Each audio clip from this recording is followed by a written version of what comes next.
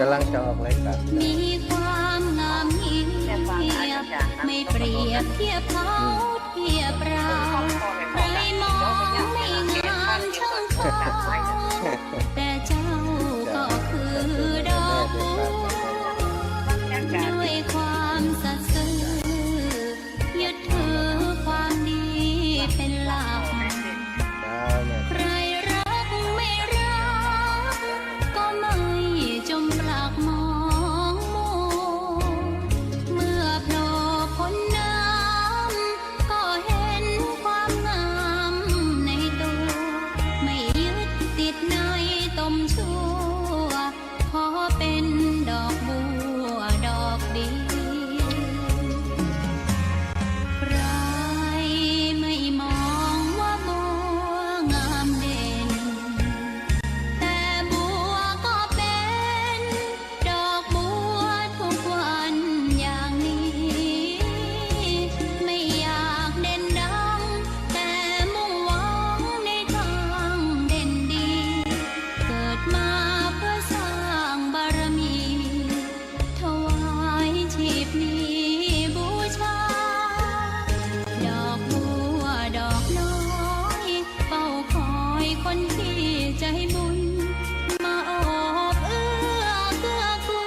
ลรู้ค่าของบุญเก็บบัวขึ้นมาเพื่อสร้างความดีและเสริมบารมีดังว่าใช้ดอกบัวนี้บูชาพระสัมมาสัมพุทธองค์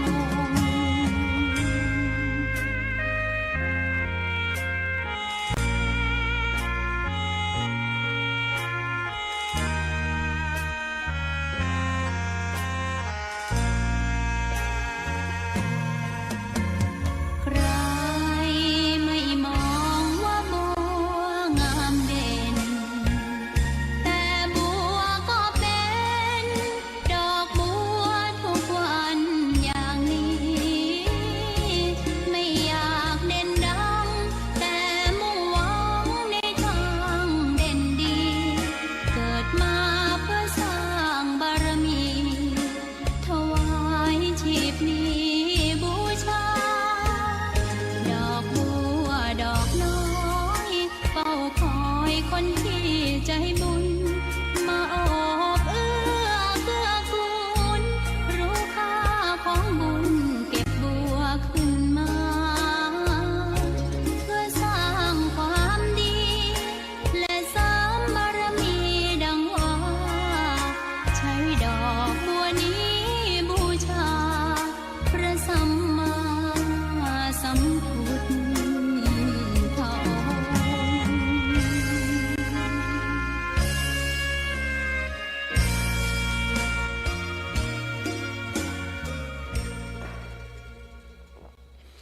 ขอนอบน้อมต่อพระรัตนตรัยแก้วเจ้าสามประการ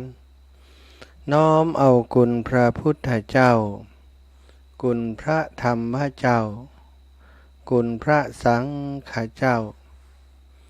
คุณพระอรหันตเจ้าอริยสงฆ์เจ้าจุตนจุองค์ ได้เมตตาแผ่ปารมีมาเป็นนวโลกุตตรธรรม ปกเกล้าเกษา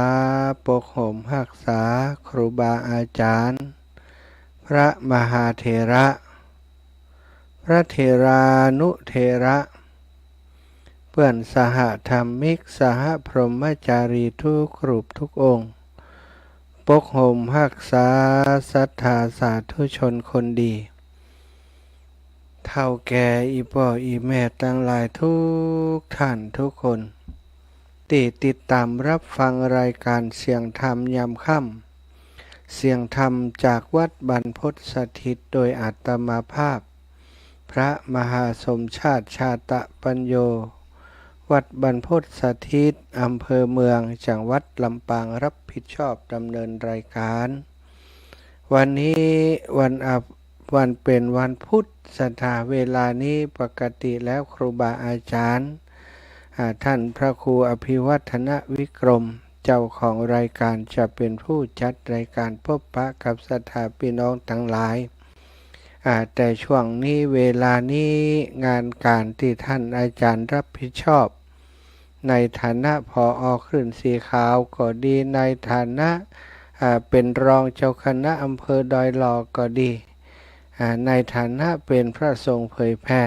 ของจังหวัดเชียงใหม่แหมนะโอ้หลายฐานะหลายหน้าที่หลาย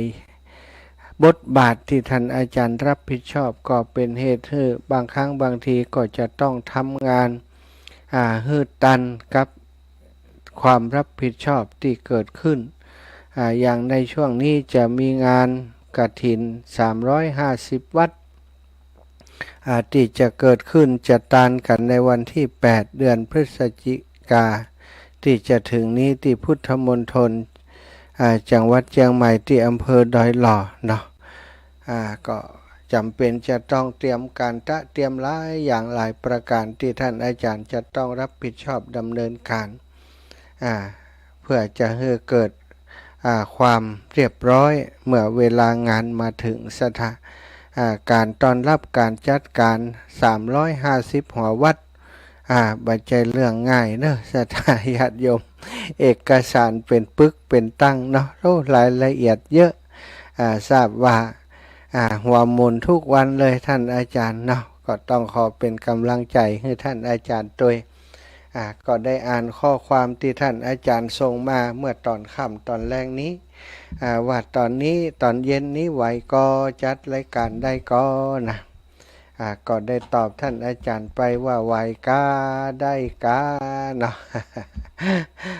บ่ไหวก็ต้องไหวครูบาอาจารย์ถ้าบ่เมตตาถ้าบ่มีความจำเป็นก็คงบ่เรียกใช้ไว้วานเมื่อครูบาอาจารย์เรียกใช้ไว้วานในฐานะของลูกศิษย์ลูกหาก็ต้องปฏิบัติหน้าที่แทนทำให้ครูบาอาจารย์จะได้สว่างใจจะได้สบายใจศรัทธาญาติโยมคืนก่อนก็ได้พบปะกันไปแล้วรอบหนึ่งเนาะได้จากกันไปหลายอย่างหลายเรื่องหลายเล่าโดยเฉพาะข่าวที่ศรัทธาญาติโยมตั้งตารอคอยตั้งตาฟังว่าท่านอาจารย์สมชาติเป็นอย่างใดพ้องอาการบาดเจ็บติดตกหลังคาแต่คืนก็ได้ไปให้ฟังว่าตอนนี้ถือว่าปลอดภัยละได้เล่าเหตุการณ์ต่างๆที่เกิดขึ้นในระหว่างทำงานอุบัติเหตุที่เกิดขึ้นในระหว่างทำงานและก็ความโชคดีของอาตมาภาพที่เหตุการณ์นี้ว่าทำให้เกิดความเศร้าสลดกับศรัทธาญาติโยมและครอบครัวของอาตมาภาพเนาะที่บอกคือมีโอกาสนะคือถ้าจะเรียกว่าเฉียดตายก็คงจะบ่เกินความเป็นจริงเนื่องจากว่าลักษณะท่าทางที่ลงการที่ล้มลงมาล่วงลงมาจากหลังคานั้นได้มีส่วนของตั้งบนส่วนตั้งหัวเนี่ยมันปุ่งดิ่งลงมาเนื่องจากว่ามันเหยียบไม้พลาดไปข้างเดียวถ้าเหยียบพร้อมกันสองข้างมันก็เป็นอย่างเหยียบข้างเดียวน้ำหนักอีกข้างหนึ่งนี่ยังอยู่บนไม้อยู่เท่ากับว่าเท้าข้างหนึ่งนี่ก็ยังอยู่บนไม้เท้าติดล้มลงเหยียบลงไปก็คือเท้าข้างซ้ายมันล้มลงไปพร้อมกับตัวเฮาติโน้มลงไปล้มลงไปเอาตั้งข้างซ้ายลงศรัทธาญาติโยมหัวก็ปุ่งลงมาดีว่าอันปุ่งลงมาตกใส่เจียกนะเจียกจ่วยไว้ถ้าเป็นงานนักมวยก็ว่าละครังจ่วยไว้เนาะพิงเจียกนะตกใส่เจียกศรัทธาตกใส่เจียกเส้นหมอกปอหัวแม่มือน้อยๆเนี่ยเนาะหมอกนิ้วก้อยเนี่ยก็เส้นเจียกเปิ่นนั่นนะเปิ่นเอาตากผ้าศรัทธาก็หลุดเจียกลงมาน้อยหนึ่งแล้วก็ปีนจะลินตกลงไปหัวฟาดตั้งปืนแหมน้อยหนึ่งก็แตกเย็บอยู่5 เข็มแขนซ้ายลงไปหับน้ำหนักตัวเก่าที่กระแทกลงไปทำให้กระดูกส่วนร่างของข้อศอกตั้งแต่ข้อศอกลงไปลุดออกจากเป้า ก็เจ็บอยู่ศรัทธาญาติโยมแต่ว่าเข้าเผือกเข้าอย่างเรียบร้อยแล้วเนาะเป็นเผือกอ่อนก็ไม่ได้เป็นเผือกที่เป็นปูนปัตเตอร์เผือกแข็งแต่อย่างใดเป็นเผือกอ่อนเพื่อจะประคองให้กระดูกเส้นเอ็นต่างๆที่มันหลุดออกมานั้นเข้าที่เข้าทางก็เกิดการอักเสบเล็กน้อยบริเวณแผลตรงนั้นนะก็ศรัทธาญาติโยมก็คงจะทราบแล้วก็ถือว่าปลอดภัยจากการที่เจตนาดีเนาะขึ้นไปทำความสะอาดขึ้นไปชำระสะสั่งหลังคาที่มันสกปรกวันนี้นี่ตุลุงตุเอา ตุน้องตุนุ่งไปซ้ำหอยขึ้นไปเพียวไปพัดแตนตุปีจุกตุปีตะวันขึ้นไปใส่หลังคาเห็นใส่หลังคาแล้วเอากระเบื้องไปสอดใส่ใหม่แตกไป2 แผ่นเปลี่ยนกระเบื้องไป2 แผ่นแล้วก็ได้กวาดได้ช่วยกันกวาดกันเอากิ่งเอาเศษขยะต่างๆลงมาโอ้เป่งลึ่งละสถาวันค่ำ2 คนเปิ้นเนาะอาตมาก็บ่ได้เข้าไปช่วยเปิ้นเนื่องจากว่าตัวเองขึ้นบ่ได้แล้วนะถูกห้ามขาดบ่ให้ขึ้น ขึ้นตอนนั้นเดี๋ยวก็จะตกแหมเพิ่นก็บ่ให้ขึ้นก็เลยไปลกหญ้าแถวข้างๆแถวข้างกุฏิที่เพิ่นกำลังบูรณะใหม่ไปเพียวไปพัดแล้วก็วันนี้ได้ห้องศาลาห้องช่างมาดูเรื่องอุปกรณ์นะเครื่องไม้เครื่องมือที่จะทำซุ้มประตูซุ้มงานปล่อยหลวงที่จะมีขึ้นวันที่26 เดือนธันวาเตรียมอุปกรณ์ไว้เพื่อจะ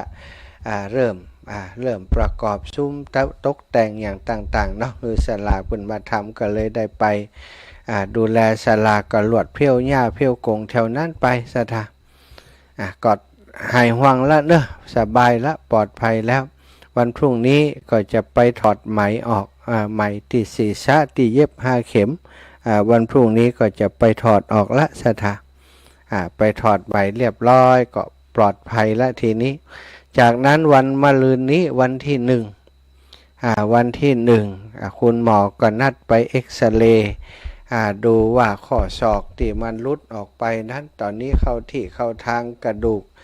อย่างต่างๆนี้มันเป็นอย่างใดพ่องนะถ้าเข้าที่เข้าทางเรียบร้อยแล้วก็จบข่าวปิดจ็อบของหมอไป คนเฮาบัดถึงติดตายก็บ่วายชีวาวาดนะศรัทธาใครพี่ขาดเข็นฆ่าบ่อาสันแม้นถึงคราวตายวายชีวันนะไม่จิ้มฟันแทงเหงือกยังเสือกตายยังบ่ถึงติดตายเถอะนะวุดวิทย์เฉียดตายก็มีอันจ่วยกำจูหนุนจ่วยไว้ศรัทธาก็คงจะเป็นบุญที่เฮาสร้างสมอบรมมานะเนาะมาเกิดถึงบุญของตัวเก่าเกิดถึงที่เฮา ถึงพระพุทธพระธรรมพระสังฆข้าเจ้าเป็นสรณะเป็นที่พึ่งระลึกถึงคุณของพระองค์ทุกวันเป็นผู้บ่ประมาทในความตายระมัดระวังตัวตลอดเวลาเหมือนกันถึงจะตายไปก็คิดว่าโอ้บ่ได้เดือดร้อนยังเนาะบุญก็สร้างไว้นักแล้ว บ่ห่วงละนะตายไปแล้วบุญที่สร้างไว้ก็คงจะช่วยให้ไปสู่สุขติที่พึงปรารถนาในเบื้องหน้านั้นบ่ได้กลัววันนั้นตอนที่พ่มลงมานี่ศรัทธาญาติโยมถ้ามันรับไปเลยถ้ามันแบไปเลยก็คงจะจบไปแล้วก็ต้องมาเวียนว่ายตายเกิดอาจจะไปเสวยสุขเสวยทุกข์ตามวิบากตามกรรมที่กระทำไว้ก็ยังใดก็แล้วแต่ก็พ้นมาผ่านวันเวลานั้นมามีหลายท่านหลายคนก็โทรมาให้กำลังใจบอกว่าโต้ท่านอาจารย์สร้างบุญไว้นักกุศลบุญนั่นน่ะหนุนช่วยหนุนทรงท่านอาจารย์บ่ให้ได้เป็นอย่างนักหนานะก็คงจะมีส่วนเนาะศรัทธาญาติโยมตลอดช่วงที่ผ่านมาช่วงที่น้ำท่วมเนี่ยโอ้ประเวิดไปจ่วยน้ำท่วมขุติกูแห้งไป2 คนกับคนขับรถก็มีขับรถคำดอยคำเขาคำจังหวัดไปจ่วยเปิ่นต่างจังหวัดตึงเมืองแปะเมืองน่านตึงเจียงไฮ้ตึงปุ่นพดไปแผ่วแม่อายจ่วยเปิ่น น้ำท่วมนักที่เชียงใหม่ก็เข้าไปช่วยเปิ่นที่ในลำปางเนาะในลำปาง น้ำท่วมที่ลำปางก็ขวนขวายเอาข้าวน้ำเอาอาหารไปช่วยพี่น้องที่ประสบภัยน้ำท่วมที่เชียงใหม่ก็ลงพื้นที่ไปช่วยเหลือเปิ้นตลอด จนสถานการณ์เปิ้นดีขึ้นสถาญาติโยมก็คงเป็นบุญที่เฮาสร้างสมอบรมไว้มาเกื้อมาหนุนบ่ฮื้อได้ไปไหนเสียจองกฐินไว้เป็นเจ้าภาพกฐินเปิ้นแหม3-4ตียังบ่ได้ทอดกำเตื้อ เทวดาเพิ่นเลยบอกว่าฟังไปเตื้อ ว่าฮื้อไปไหนเตื้อเนาะก็สร้างบุญกันต่อไปถือว่ายังมีโอกาสทำความดีแห่มต่อไปศรัทธาญาติโยมชีวิตบ่สิ้นก็ฮื้อดินต่อไปเนาะดินในทางที่ดีดินในเรื่องของบุญดินในเรื่องของกุศลท่ามกลางกระแสที่พระสงฆ์องค์สังฆเจ้ามีเรื่องราวมากมายฟังข่าวแต่ละวันสลดหดหูจิตใจศรัทธาเฮ้ยพี่น้องเฮ้ยแต่ละเรื่องแต่ละราวฟังแล้วก็เจ็บปวดหัวใจพระสงฆ์องค์สังฆเจ้าเป็นที่พึ่งของศรัทธาญาติโยมมาสร้างความผิดหวังให้ศรัทธาญาติโยมโดยการประพฤติผิดธรรมผิดวินัยเป็นข่าวดังข่าวใหญ่แทบบ่เว้นแต่ละวันเนาะก็พระสงฆ์หมู่เฮาทั้งหลายก็อดทนเอาบางครั้งบางทีเดินตลาดไปหั่นไปนี่ถูกมองโดยสายตาที่ลบหลู่ดูหมิ่นมันก็หมู่เดียวกันมันก็พวกเดียวกันนะมันก็บัดต่างกันนะเขาก็อาจจะคิดอย่างนี้บางทั้งสายตาที่ดูหมิ่นเหยียดหยามที่เขาได้พบได้ปะได้เผชิญการเป็นพระสงฆ์องค์สังฆเจ้าในยุคนี้บางง่ายเลยศรัทธาญาติโยมสื่ออย่างต่างๆโอ้ศรัทธามันเจริญมันเข้าถึงภัยทำพิษอยู่ที่ไหนอย่างใดตั้งใดนี้ว่าต้องปิดไว้หลักศรัทธามันตึงหู้จนได้มันตึงหู้จนได้บางคนก็เป็นเหยื่อของเทคโนโลยีถูกผู้หญิงหลอกลวงแล้วก็ตัวเองก็ทำผิดด้วยเพราะว่าคิดว่าเปิ่นสู้เปิ่นชอบแต่วิดีโอคอลหากันเซ็กส์โพนอู้จาในเชิงที่เป็นเรื่องของกรรมารมณ์ต่างๆศรัทธาญาติโยมที่เหมือนกับเจ้าบ้านเปิ่นอู้กันเอกเนาะแต่ว่าตัวเองเป็นพระสงฆ์ก็เลยถูกอัดถูกยังไว้สุดท้ายก็อยู่มาได้มีหลายเรื่องศรัทธาที่พระสงฆ์องค์สังฆเจ้าของเฮาที่จะอยู่มาได้เรื่องสติเนี่ยเรื่องผู้หญิงสติสตังสตินี่สติถ้ามีเรื่องกับผู้หญิงผู้หญิงเนาะถ้าบ่ระมัดระวังเกินเลยไปก่อความเป็นพี่เป็นน้องเป็นญาติธรรมเป็นญาติโยมเป็นพุทธศาสนิกชนเป็นญาติเป็นโยมเนี่ยเกินเลยไปจากนั้นเป็นเรื่องของชู้สาวเป็นเรื่องหยังสุดท้ายเรื่องมันก็ต้องแดงจนได้ศรัทธาอยู่ในธรรมวินัยถ้าผิดธรรมผิดวินัยแล้วยังจะมาปกป้องเฮาศรัทธาญาติโยมเทวดาเปิ้นก็บ่ปกป้องละถ้าเป็นคนผิดวันนี้เขาบ่ฮู้วันหนึ่งก็ต้องฮู้เนี่ยศรัทธาบ่มีจ้างตายทั้งตัวจะเอาใบบัวมาปิดจะให้มันมิดคงเป็นไปบ่ได้ก็ต้องระมัดระวังเนาะระมัดระวังกันตึงเปิ่นตึงตัวละเฮาหันท่าทางบ่ดีกาพระสงฆ์องค์สังฆเจ้ากับวัดกับว่าถ้าฮักท่าศรัทธาถ้าเคารพเท่านับถือก็ตักเตือนบอกกล่าวกันบอกกล่าวกันได้แต่ว่าก็ยังว่านะศรัทธาคนที่บอกได้ก็มีคนที่บอกบ่ได้ก็มีพอแล้วเปิ่นตึมฟังเฮานะบอกไปจะผิดกันจะหาว่าเฮาเป็นต้นเหตุแถมก็มีก็ถ้าเป็นอย่างนั้นก็อุเบกขาวางเฉยให้คนอื่นที่มีหน้าที่ดำเนินการจัดการเอาแต่ว่าอย่าปล่อยไว้คือมันเป็นเสนียดจันไรกับศาสนาคนที่ทำผิดก็ต้องว่ากันตามผิดเนาะศรัทธาผิดศีลผิดธรรมผิดการความเป็นพระภิกษุ ไปทำอย่างที่บดีนะโดยเฉพาะเรื่องเป็นพระแล้วก็ทำตัวเหมือนกับเป็นฆราวาสไปมีความรักไปมีครอบครัวอย่างอีมันก็เป็นสิ่งที่สังคมยอมรับบ่ได้เนาะเปิ่นในกฎหมายของคณะสงฆ์กฎหมายของบ้านเมืองเปิ่นก็รับบ่ได้ศรัทธาญาติโยมโดยธรรมวินัยก็รับบ่ได้เพราะฉะนั้นถ้าเกิดมีเรื่องราวอย่างนี้เราก็ต้องช่วยกันปกป้องศาสนาจะไปปกป้องตัวบุคคลศรัทธาตัวบุคคลผิดก็ว่าไปตามผิดผิดจากความเป็นพระซึกออกไปก็ยังทำคุณงามความดีได้อยู่ไปเป็นปุณานไปเป็นปู่อาจารย์สร้างสมคุณงามความดีได้อยู่ก็บ่ได้ห้ามบ่ให้นับถือพุทธศาสนาซึกออกไปซึกขาลาเพศออกไปจะมีครอบครัวจะมีลูกมีเต้ากี่คนกำนี้บ่มีไผว่าแล้วนี่แต่ถ้าอยู่เป็นตู้เจ้านี้มันลำบากเนาะมันจะไปทำอย่างนั้นมันก็ผิดวิสัยของความเป็นพระเป็นสมณะ อุไปอุมาก็ถือโอกาสเล่าถึงเรื่องที่มันเป็นข่าวเป็นคราวทำให้ศรัทธาญาติโยมหลายคนนะถึงกับตัดพ้อต่อว่าต่างนี้ไปถึงบ่เข้าไปวัดไปวาละบ่ใส่บาตรละนะ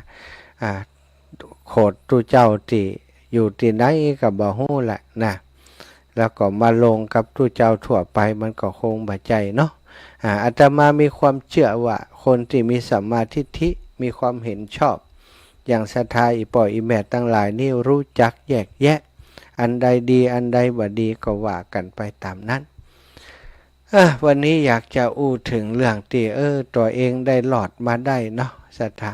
ทำไมถึงหลอดมาได้เนี่ยก็เพราะว่าบุญที่สร้างไว้อันนี้บ่ได้อวดบุญตัวเก่านะหรือว่ามันจะบังเอิญอะไรก็แล้วแต่สิ่งที่มั่นใจก็คือ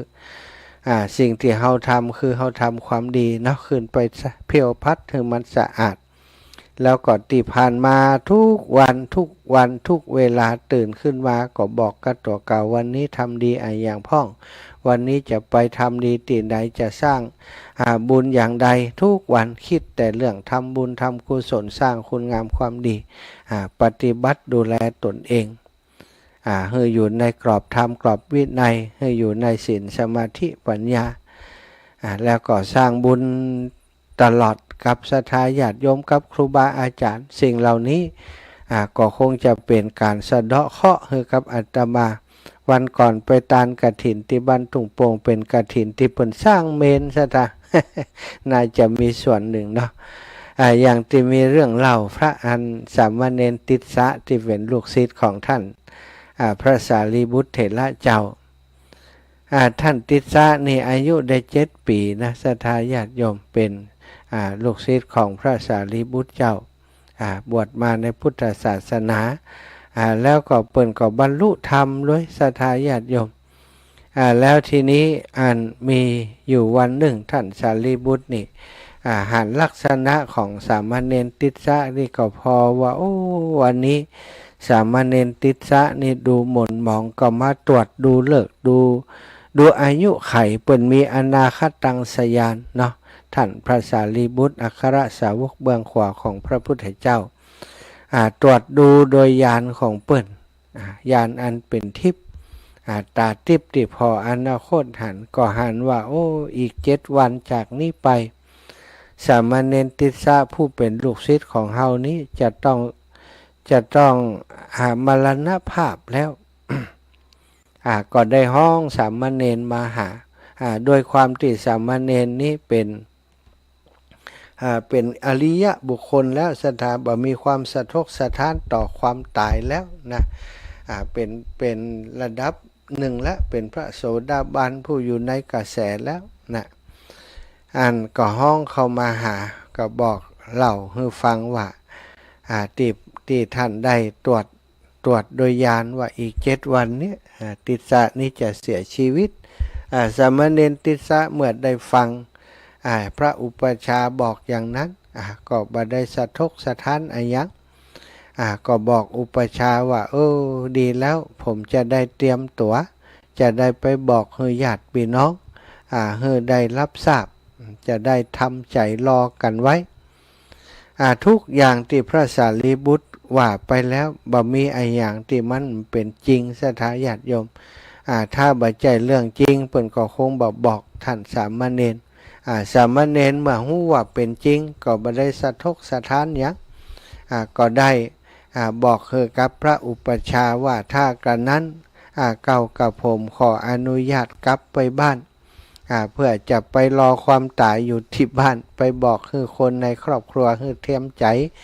เตรียมตัวเอาไว้เมื่อพระเถระได้รับทราบความประสงค์ของสามเณรตามที่ตรวจดูแล้วก็ได้ปล่อยให้ท่านสามเณรเดินทางกลับบ้านสามเณรก็อุ้มบาตรของตัวเองคลองผ้าเรียบร้อยก็เดินออกจากวัดไปเพียงลำพังบ่ได้แสดงอาการที่เศร้าสลดหดหู่หรือว่ากลัวต่อความตายหวั่นไหวแต่ความตายแต่ประการใดเพราะว่าท่านเจ้าได้ฝึกฝนอบรมกรรมฐานมาเป็นอย่างดีได้พิจารณาร่างกายว่าเป็นของที่บ่เที่ยงเกิดขึ้นตั้งอยู่และดับไปเกิดขึ้นมาแล้วก็ต้องเกิดแล้วก็จะต้องแก่ต้องเจ็บต้องตายเหมือนกันคู่คนเฮาตันแก่สักกับบุญเฮามีน้อยจะต้องกลับไปก่อนก่อยมาสั่งสมบุญแห่งใหม่ว่าก็เดินทางไปเรื่อยๆบ่พิไลลำพันธ์บ่โศกเศร้าเสียใจกับโชคชะตาชีวิตคิดว่าตัวเองได้มาบวชพุทธศาสนาได้มาเป็นศิษย์ของพระสารีบุตรได้มาเป็นศิษย์ของพระสัมมาสัมพุทธเจ้าได้เป็นเหล่ากอของสมณะได้ปฏิบัติธรรมมาชั่วระยะหนึ่งแล้วก็ถือว่าเป็นโชคเป็นบุญเป็นวาสนาแล้วว่าเดินทางไปวันนั้นก็แดดร้อนเหี่ยศรัทธาญาติโยมเป็นช่วงฤดูปลายฝนต้นหนาวศรัทธาก็คงจะเป็นเหมือนช่วงเวลานี้แหละเนาะ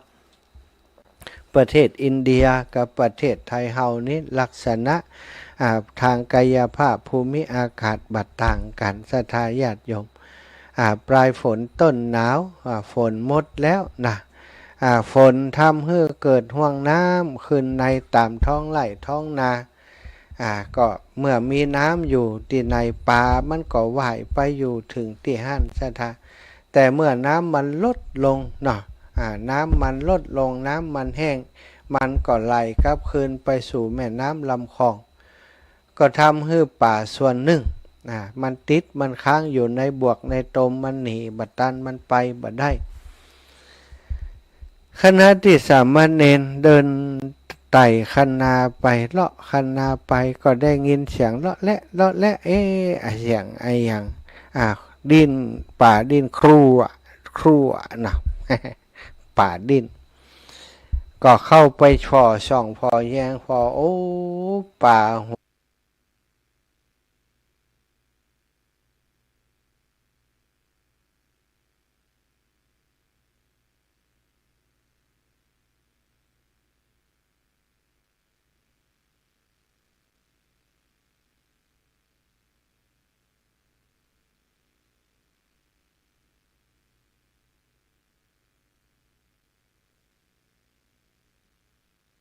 ัวจิมศรัทธาอยู่ในบวกเปะสามเณรหันเช่นนั้นก็คิดว่าไหนเฮาก็ตึงจะตายแล้วแหม7 วันนี้จะตายอยู่แล้ววันนี้ทำความดีเอาไว้เหี่ยสักน้อยนะช่วยสัตว์เหล่านี้เพื่อเขาจะได้บ่ต้องตายเหมือนกับเฮาก็ได้เอาบาตรมาศรัทธาญาติโยมมางบเอาป่ามายิบเอาป่าติดดินเดาะแดะอยู่เต็มนั้นนะเอาป่าเอาตักน้ำมาน้อยนึงเอาป่าเข้าใส่แล้วก็เอาไปปล่อยที่น้ำน้ำคลองที่มีน้ำไหลทำอย่างอันอยู่2-3 รอบจนป่าบริเวณนั้นหมดศรัทธาเมื่อป่าหมดแล้วสามเณรก็ล้างเนื้อล้างตัวล้างบาตรเรียบร้อยก็เดินทางต่อไปเธอทั้งหลายขอให้เธอนี่ปลอดภัยเนอะ คนอย่าได้มาจับมากินเตอเนอะวันนี้เธอโชคดีที่ได้พบกับฉันป่าทั้งหลายโชคดีที่ได้มาพบกับอาตมาขอให้ป่าทั้งหลายทุกตัวที่ได้ปล่อยไปนี้ได้มีอายุยืนยาวเนอะก็ได้ปล่อยป่าไปก็ส่งป่าไปโดยแผ่เมตตาไปให้ป่าโดยดุศรัทธาจากนั้นก็ได้เดินทางต่อไปเดินทางต่อไปก็ภาวนาพุทโธพุทโธไปตลอดทางนึกถึงความตายที่จะมาถึงแห่มบักกี่วันนี้ก็รู้สึกว่าวันนี้ได้ทำความดีเพิ่มมาแห่มอย่างก็ปลื้มใจดีใจความดีวันนี้จะตายแห่ม7 วันอยู่แล้ว6 วันอยู่แล้วนี่วันนี้ยังมีโอกาสสร้างคุณงามความดีชื่นใจนึกถึงบุญตัวเก่ามีความสุขใจระหว่างเดินผ่านไปนั้นก็ได้ยินเสียงเอ็กเอ็กเอ็กเอ็กอยู่ข้างตังในป่าละเมาะก็เสียงอย่างเหมือนกับเสียง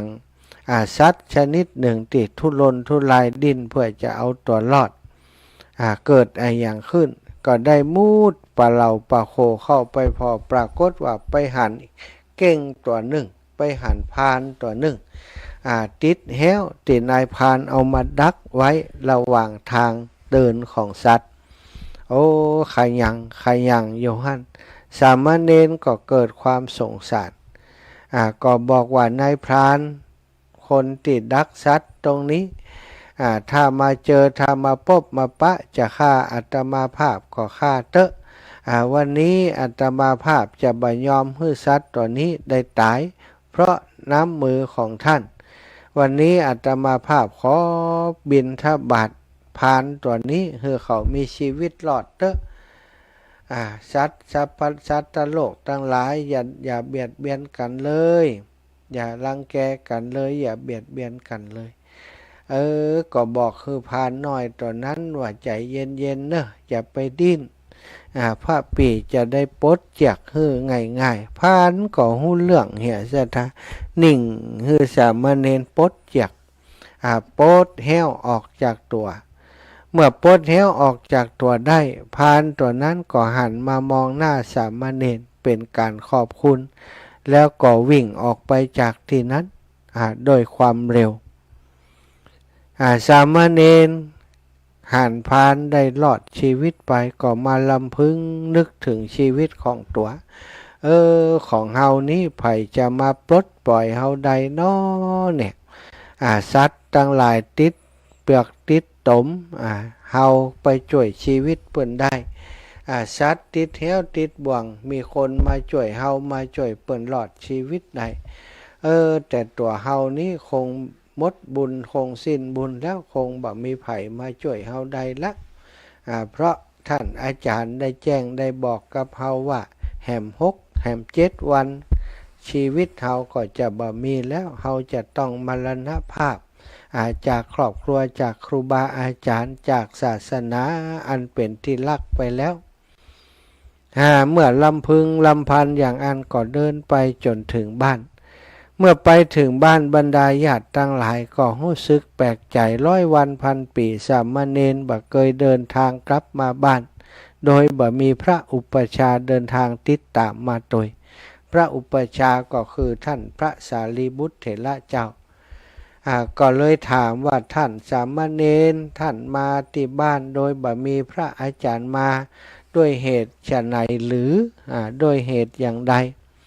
สามเณรก็เล่าเรื่องทั้งปวงให้ญาติได้รับทราบว่าที่ท่านอาจารย์บ่มานั้นก็เพราะเหตุว่าเฮาขอร้องเปิ่นมาลาญาติพี่น้องทั้งหลายแล้วขอมาลาตายอยู่ที่บ้านนี้ญาติพี่น้องก็ถามว่ามาลาตายเรื่องอะไรยังถึงจะตายก็เล่าให้บรรดาญาติฟังว่าพระอุปัชฌาย์ได้ทำนายด้วยญาณอันเป็นทิพย์โดยอนาสตังสญาณว่าแห่ม7 วันนี้ตัวของสามเณรจะต้องมรณภาพญาติทั้งหลายเมื่อฟังสามเณรเล่า ก็รู้สึกสลดใจแล้วก็เชื่อในคำทำนายของท่านพระสารีบุตรเพราะทุกเรื่องที่ท่านทำนายเป็นไปตามนั้นเสมอนะโดยเฉพาะเรื่องนี้ทุกคนก็ลงความเห็นว่าเฮาทั้งหลาย จะอยู่เป็นกำลังใจท่านสามเณรน้อยลูกของเฮานี้ไปจนถึงวันที่เธอมรณภาพอยู่ด้วยกันไปศรัทธาญาติโยมสวดมนต์ทำวัดปฏิบัติธรรม ตลอด7 วันนั้นถึงวันที่7ทุกคนต่างก็ตื่นเต้นบรรดาญาติทั้งหลายทุกคนก็นั่งเฝ้าสามเณรไว้ท่านสามเณรก็นั่งสมาธิบ่มีวันไหวศรัทธาญาติโยมนั่งสมาธิอยู่ เวลาก็ผ่านไปทุกคนก็อยู่ในความเงียบญาติทั้งหลายก็บ่ได้ส่งเสียงดังบางคนก็นั่งสมาธิโดยท่านสามเณรไปจนเวลาล่วงเลยไปถึงค่ำถึงมืดก็บ่มีวี่แววว่าสามเณรจะทุรนทุรายหรือว่าเสียชีวิตไปบางครั้งนั่งสมาธิเงียบไปญาติก็กึดตกใจว่าบัลลังก์ไปแล้วก้าน่ะเอามือไม่ต่อหูดังก็ยังหายใจอยู่หายใจปกติอยู่บัดท้ายนี่นะดูไปไปผ่านวันที่7ไปถึงวันที่8ตอนเจ้าก็ยังนั่งสมาธิอยู่ที่เดิมบ่มีอะไรอย่างเกิดขึ้น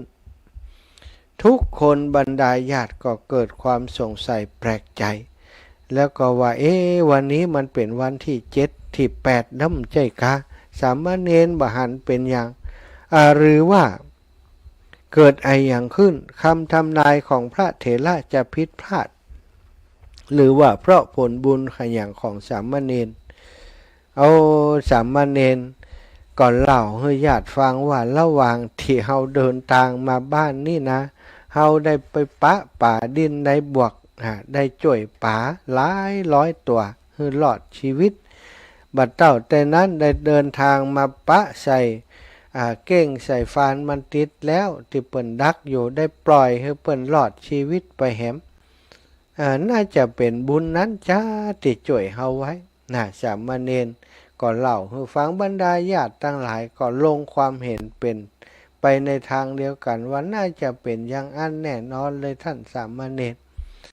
ก็พากันปฏิบัติดูแลท่านสามเณรจนวันที่8ผ่านไปจนวันที่9ผ่านไปจนแน่ใจว่าสามเณรลูกอันเป็นที่รักลูกเต้าของเฮาบ่เสียชีวิตแน่บ่มรณภาพแน่แล้วก็พากันไปส่งสามเณรกลับไปยังสำนักของพระอุปัชฌาย์พระสารีบุตรเถระเจ้าท่านสารีบุตรเถระเจ้าลืมเรื่องสามเณรไปเลยเพราะว่ามีเรื่องต้องทำหลายเรื่องเมื่อหันสามเณรเดินมาจะได้ว่า9ที่10แล้วสามเณรบหันจะเป็นอย่างเกิดขึ้นสามเณรเข้าไปถึงก็กราบท่านอุปัชฌาย์ท่านสารีบุตรเถระเจ้าพร้อมกับบรรดาญาติทั้งหลายนั้นแล้วก็ได้เล่าเรื่องต่าง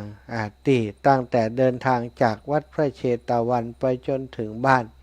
แล้วก็นั่งรอความตายอยู่ที่บ้านโดยการปฏิบัติธรรมทุกๆวันจนถึงวันที่9วันที่10ก็บ่เป็นอย่าง เมื่อพระเถระได้ฟังอย่างนั้นก็ได้กล่าวสาธุการขึ้นมาว่าดีละสามเณรดีละสามเณรตั้งแต่นี้ต่อไปเธอจะเป็นผู้ที่มีอายุยืนการที่เธอได้ช่วยชีวิตสัตว์ทั้งหลายโดยบ่หันแก่ความเหน็ดเหนื่อยของตัวเองเป็นคนมีเมตตาต่อสัตว์ที่ได้รับความลำบากสิ่งนั้นเองที่ทำให้พญามัจจุราชทั้งหลายหรือว่าความตายบ่สามารถจะพรากเธอออกไปจากชีวิตได้ความตายบ่สามารถจะมาพรากเธอออกไปจากโลกใบนี้ในช่วงเวลานี้ใดศรัทธาอีป่ออีแม่ทั้งหลายคุณงามความดีสิ่งทำที่เฮาทำดีทั้งหลาย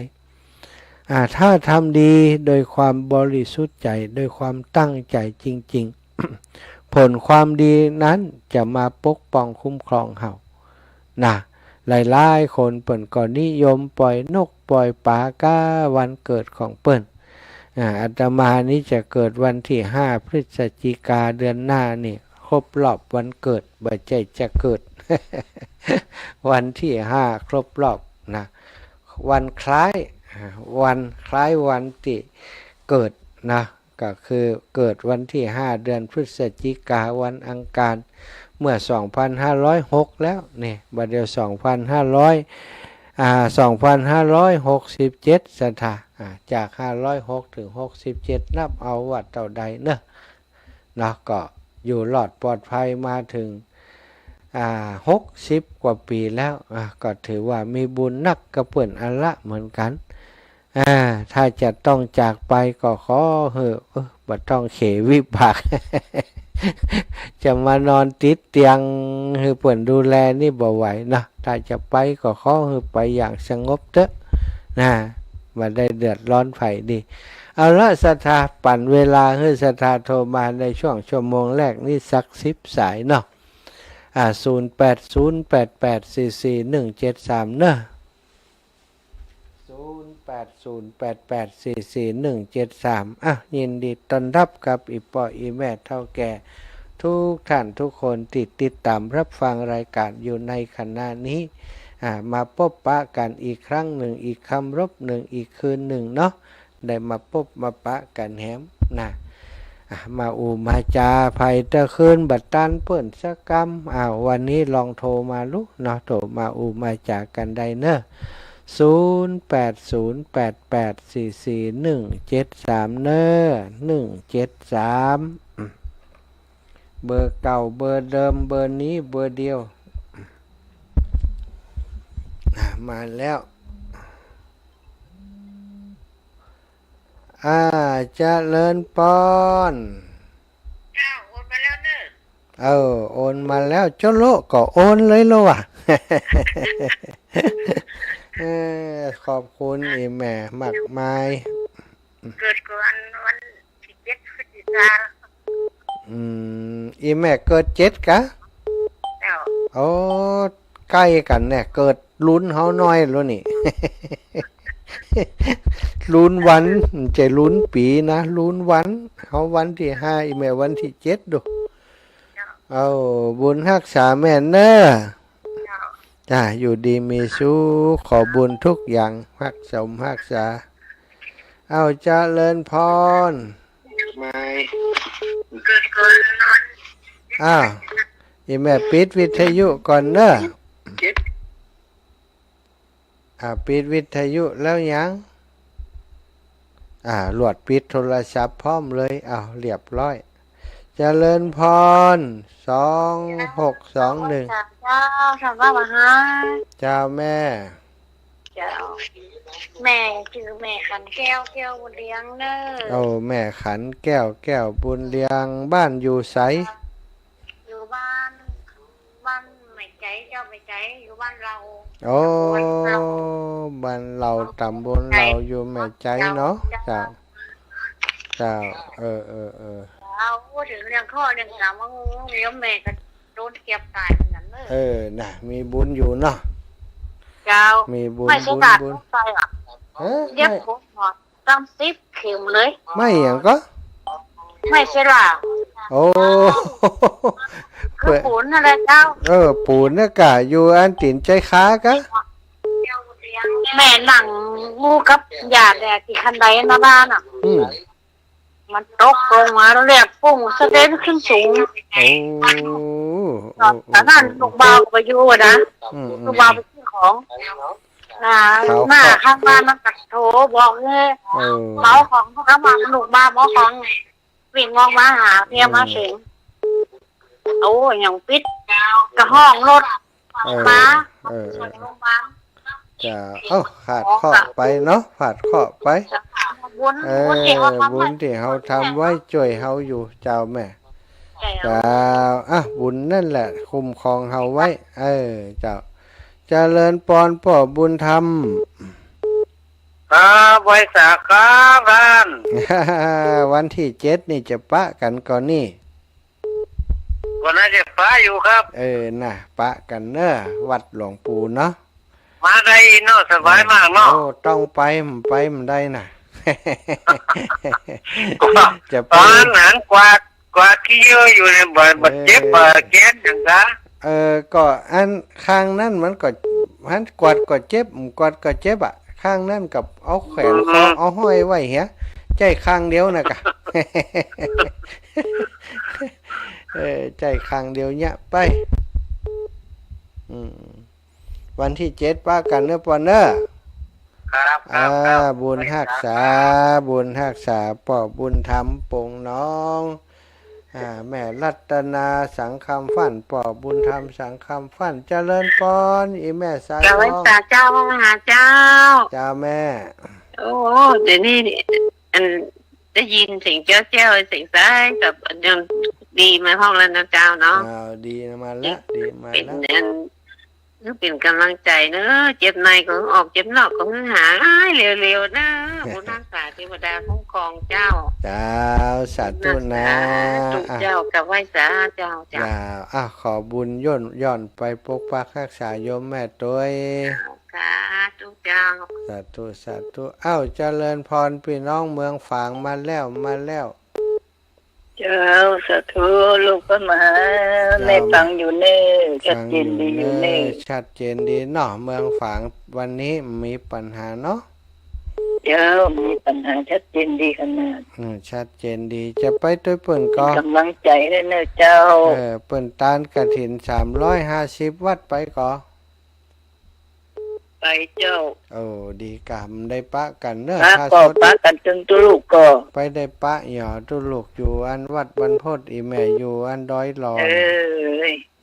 มันตรงกันแม่ถ้ามันตรงกันก็ไปช่วยครูบาอาจารย์อยู่ เจ้า เนาะ เป็นยังเนาะ เจ้าเป็นยังวันหน้านี้ เจ้าอยู่ เอาเล นะ ย เจ้าสาธุเจ้าสาธุ เจ้าสาธุจะเลินปอนแม่สุแก้วคำอ้วน ราชการเจ้า สี แม่ยังไม่ได้ส่งตังค์มาเลยเทนเนอร์เพ โอ้ ราะว่าการเจ้า แปะเมินแกนี่เดี๋ยวขึ้นดอกนะ มันเป็นยังท่านอาจารย์ยังมายังเหรอพ่องอ่ะ มันย่างบ่ได้ถ้าย่างก็สลบล่ะ โอ้ขนาดมือเดียวอ่ะยังเนี่ยอยู่อ่ะ คนบนลึกอ่ะคนมันลึกอ่ะ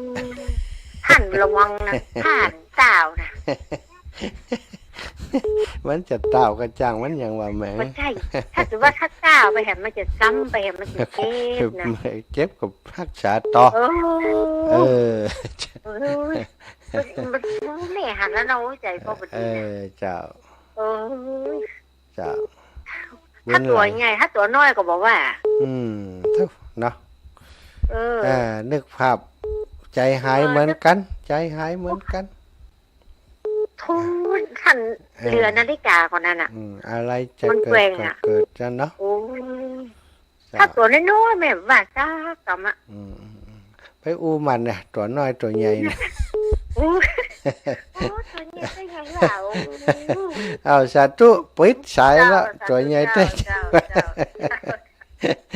เจริญพร จะไม่ฝากเจ้า จ้าแม่สาธุจ้า ย่าเอาฝากไปปล่อยวัดหลวงปู่เขา12 ตัว โอ้ดีกะ เอาใส่บาตรลูกวัดมันทดมา โอ้ดี เจ้ากราบนมัสการเจ้า จ้ามาเร็วไปเร็วเค็มเร็วเจ้าเสมิงมาแล้ว เจ้าเสมอคิดถึงอยู่นะ คิด มา ถึ หาง รอดอารมณ์ดี มาหาหลอดอารมณ์ดี มาหารอดอารมณ์ดีได้ยินเสียงจ้าไม่ไว้มาพักสักเดือนให้ไปมายังเหรอเนี่ยกลับยังเหรอเนาะ มันตึงยังมันชีวิตมีแต่ทำไปกัน หายดีเป็นปกติกันจ้ะ โอ้มันอดได้เนาะ อดเอาจ้ะอดเอานอนพักอยู่นั่นภาวนาอยู่นั่น จ้า หายดีๆกันนะ เจ้าแม่ ยังมาได้ เจ้า ยังมาได้เกือบเดือนยังมาได้เดือนจะ ไว้กึ่ง เดือน ฮะ พักสักเดือนกะ เจ้า เดี๋ยวที่แม่ไว้ดำก่อนนะปัดปอนให้ไว้หายไปไหนมาหัวโลกไปไหนแล้วนะเจ้าปีใหม่แล้วมาปัดปอนทำกันเนอะ เจ้าสาธุ ปีใหม่เมืองเนาะ สาธุอุ้ย น้ำพึ่งเตรียมไว้แล้วนะ สาธุ จ้าไปสาเด้อหายเร็ว เจ้าอ้าวแม่เลนู เจ้ากับแม่สาเจ้าท่านมาหาเจ้า อีปออยู่ฮะ เจ้าวินเนี่ยเจ้า ฟังกู ขอให้หายเลยนะเจ้า เจ้าโยมแม่ดีขึ้นละวันผูกก็ไปตัดใหม่วันฮือก็ไปเอ็กซเรย์แขนใหม่ พอดีแม่นึกว่าจะป้าทานเตียนกระสิทธิ์กระทิน350ท่านมาได้มาเนาะ มันตรงกันแม่ตรงกันพอดีเลยอ่ะก็เฮา เจ้า ก็ถ้ามันเลื่อนวันกันไปสักหน่อยยังแควนเนาะแล้วก็มันตรงตอนเจ้าเหมือนกันก็ฮู้ เจ้าให้กำลังใจนะเจ้าหายไปเว้ยนะเจ้า เจ้าแล้วก็จะไปหาอาจารย์อยู่วันที่9จะไปปักตังเจริญอยู่ เจ้าพอดีจะไปนั่นแล้วจะมอบซองไปถวายเปิ้นวันที่8ได้จะถวายเปิ้นวันที่9นั่นเหมือนกันเจ้า อ๋อเจ้า ว่าหามาอาจารย์วรรณชัยโดยเจ้า อ๋อดีเจ้าแม่ เจ้า สาธุแม่เนอร์ กับแม่สาเจ้า บุญรักษา เจ้า อ้าวศรัทธาญาติโยมภัยตียังโทรบัตรตันโทรเนาะโอ้มาแหมแล้วพี่น้องลาเหลียง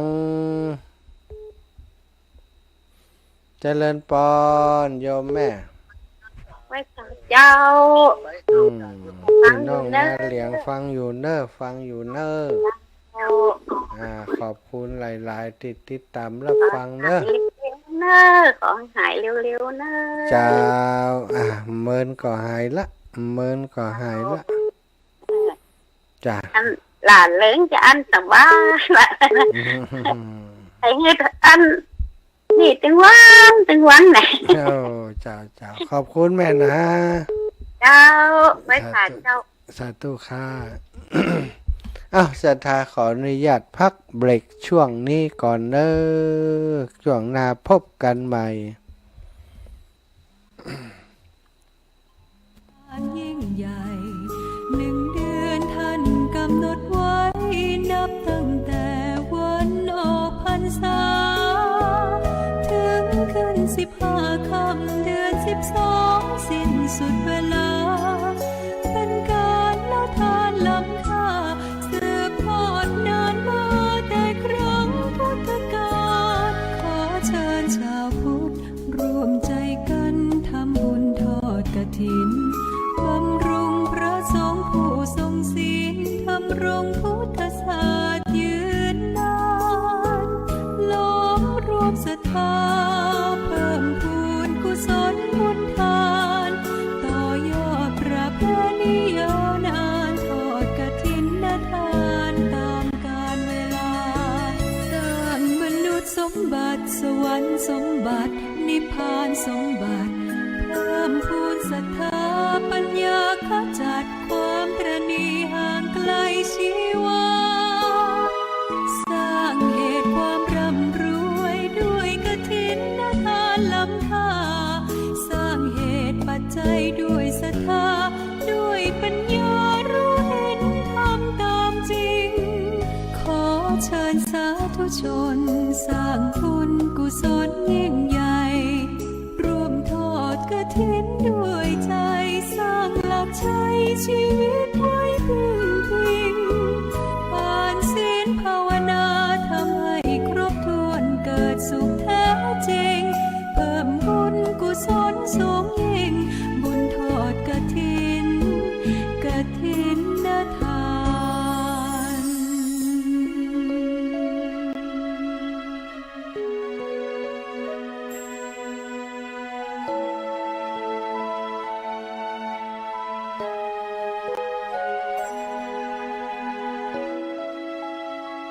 สร้างมนุษย์สมบัติสวรรค์สมบัตินิพพานสมบัติเพิ่มพูนศรัทธาปัญญาขจัดความตระหนี่ห่างไกลชีวา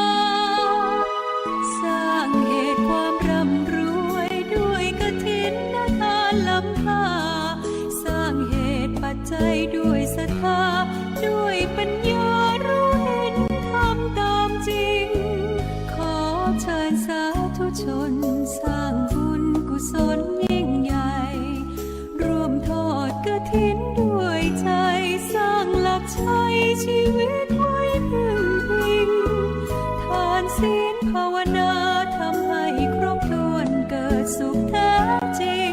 เพิ่มบุญกุศลสูงยิ่งบุญทอดกฐินกฐินทาน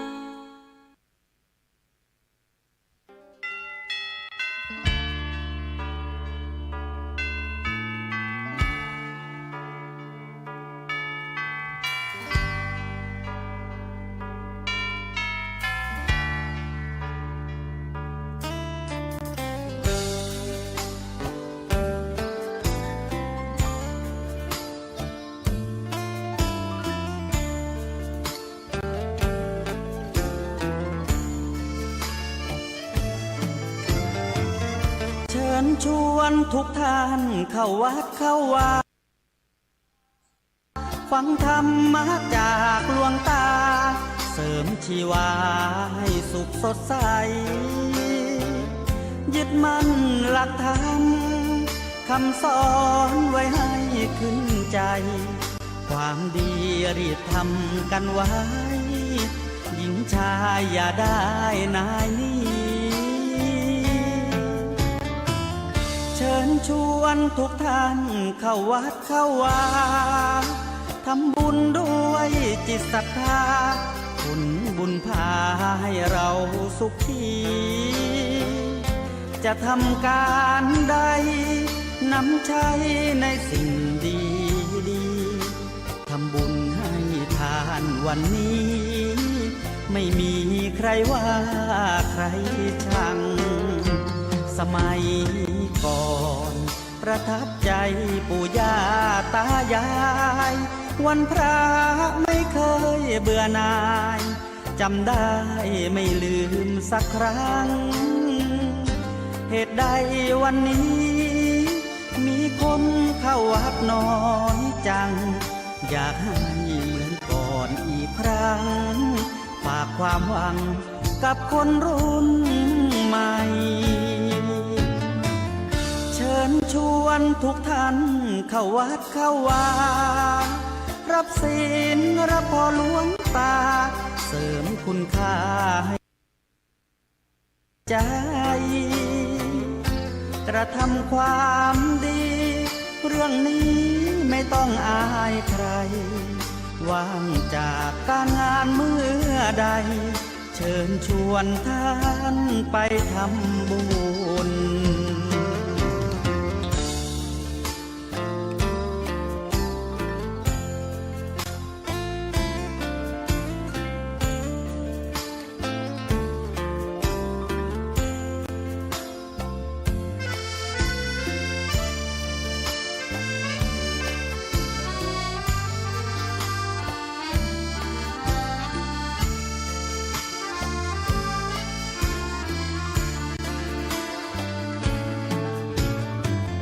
เชิญชวนทุกท่านเข้าวัดเข้าวารับศีลรับพรหลวงตาเสริมคุณค่าให้กับจิตใจกระทำความดีเรื่องนี้ไม่ต้องอายใครว่างจากการงานเมื่อใดเชิญชวนท่านไปทำบุญกระทำความดีเรื่องนี้ไม่ต้องอายใครฝากเพลงเชิญชวนหญิงชายอย่าอายเรื่องการทำบุญ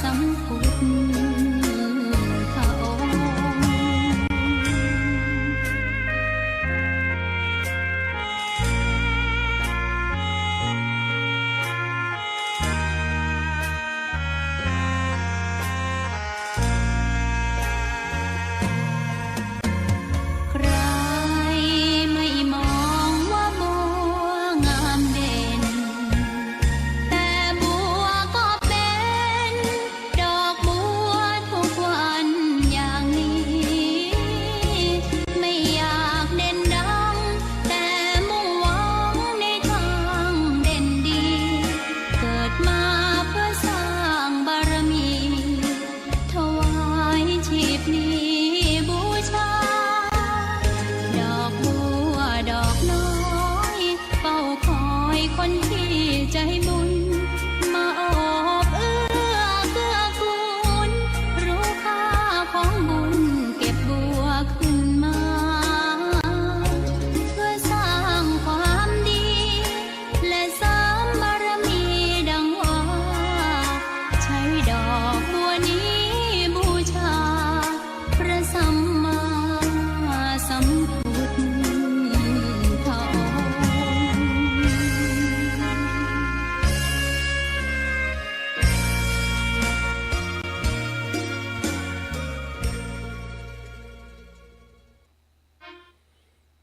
ธรรมะสวัสดีกันในช่วงที่สองของเวลา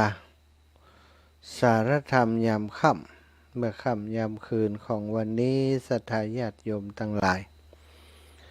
พบปะกันวันนี้ได้มาทดมาแทนมาปฏิบัติหน้าที่แทนครูบาอาจารย์เนอะแต่ท่านอาจารย์พระครูอภิวัฒนวิกรม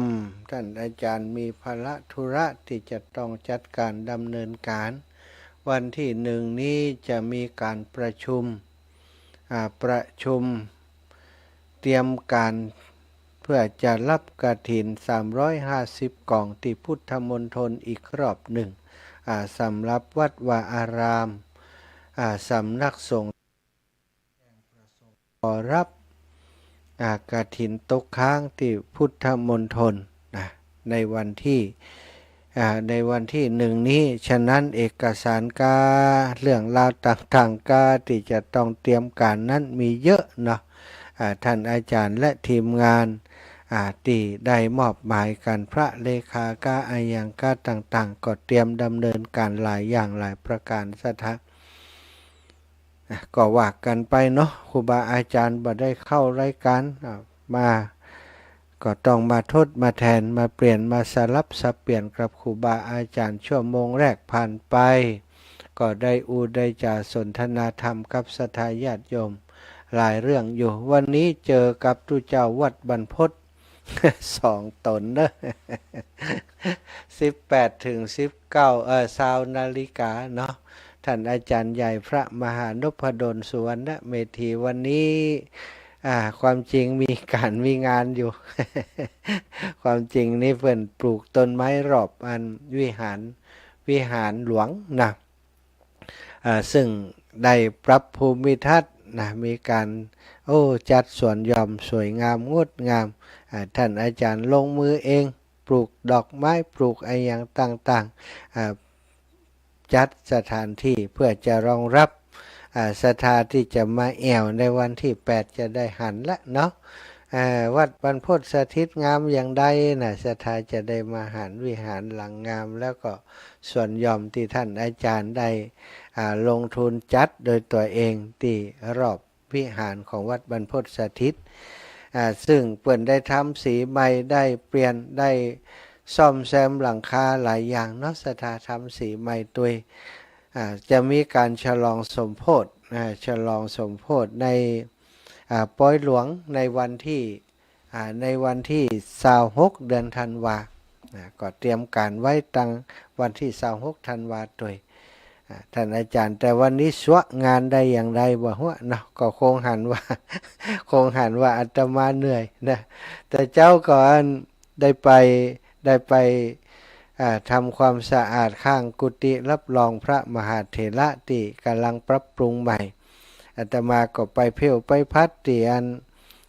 แถวข้างกุฏินะเนาะไปลกหญ้าถอนหญ้าไปเพ่วพัดปัดกวาดอาจารย์ไปหันใจโค้ แขนยังหายเตื่อมาฟังไว้เนี่ยยังไว้นะจม ฟังเนี่ยเถอะกะเดี๋ยวได้เจ็บให้มานะมาเป็นอย่างครับใจข้างเดียวมาได้นะ อาจารย์ก็เอินใจก็คงหันอาตมาเนี่ยการต้วยเลยบัดใจบัดได้วานจัดรายการแทนก็ไปเข้ารายการด้วยตัวเองศรัทธาก็ได้ฟังอย่างเต็มอิ่มเนาะ2 ชั่วโมงสาระนาหูหลายเรื่องหลายอย่างที่ท่านอาจารย์นำมาสนทนาอุจาในรายการเมื่อนานก็จะได้เข้ารายการเตือนหนึ่ง กดแต่กดแต้นกันไปแต้นกันมาเนื้อศรัทธาวันนี้บัดได้แต้นอาจารย์นพดลก็มาแต้นท่านอาจารย์ใหญ่พระครูอภิวัฒนวิกรมแหมเนาะชั่วโมงที่2นี้ศรัทธาญาติโยมสาระธรรมศรัทธาก็ฟังกันมานักแล้วเล่าเรื่องสบายให้ศรัทธาญาติโยมได้รับฟังเกี่ยวกับการทำบุญการบำเพ็ญบุญที่จะทำให้เฮามีความสุขนะเป็นตัวอย่างหนึ่งที่เกิดขึ้นในสมัยพุทธกาลแล้วย้อนหลังไปอดีตหลังพุทธกาลไปแล้วโดยเนื้อศรัทธาญาติโยมครั้งสมัยพระสัมมาสัมพุทธเจ้าพระนามว่ากัสสปะเมื่อพระองค์เสด็จดับขันธปรินิพพานแล้วมหาชนก็ร่วมกันสละทองคำเพื่อใช้ก่อสร้างพระพุทธเจดีย์บรรจุพระบรมสารีริกธาตุของพระพุทธเจ้าพระเถระผู้เป็นอรหันต์รูปหนึ่งเดินผ่านมาพบว่ามุมของเจดีย์ด้านทิศเหนือยังบ่ได้ตกแต่งทองคำจึงถามคนที่อยู่แถวนั้นว่าทำไมเจดีย์ด้านทิศเหนือจึงยังบ่ได้ประดับแผ่นทองคำหมู่เขาก็ตอบว่าทองบ่มีทองมีบ่พอพระคุณเจ้าครับว่าพระเถระทราบแล้วก็เดินเข้าไปในหมู่บ้านได้พบกับชนที่เข้ามาไหว้มาสามาทักทายท่านก็เชิญชวนว่าญาติโยมทั้งหลายตอนนี้การตกแต่งพระเจดีย์เกือบจะเสร็จสมบูรณ์แล้วขาดก็อยู่เพียงมุมของเจดีย์ทิศเหนือเท่านั้นที่ยังบ่มีทองคำพวกโยมจงพิจารณาดูเถิดแน่ศรัทธาบ่ได้บอกตรงๆบ่ได้บอกตรงๆว่าโยมจงเอาทองไปเนี่ยเหตุเตอะว่าบ่ได้บอกอย่างนั้นบอกว่าขาดที่มุมเจดีย์โยมจงพิจารณาดูเถิดพิจารณาดูว่าควรจะทำอย่างใดนะ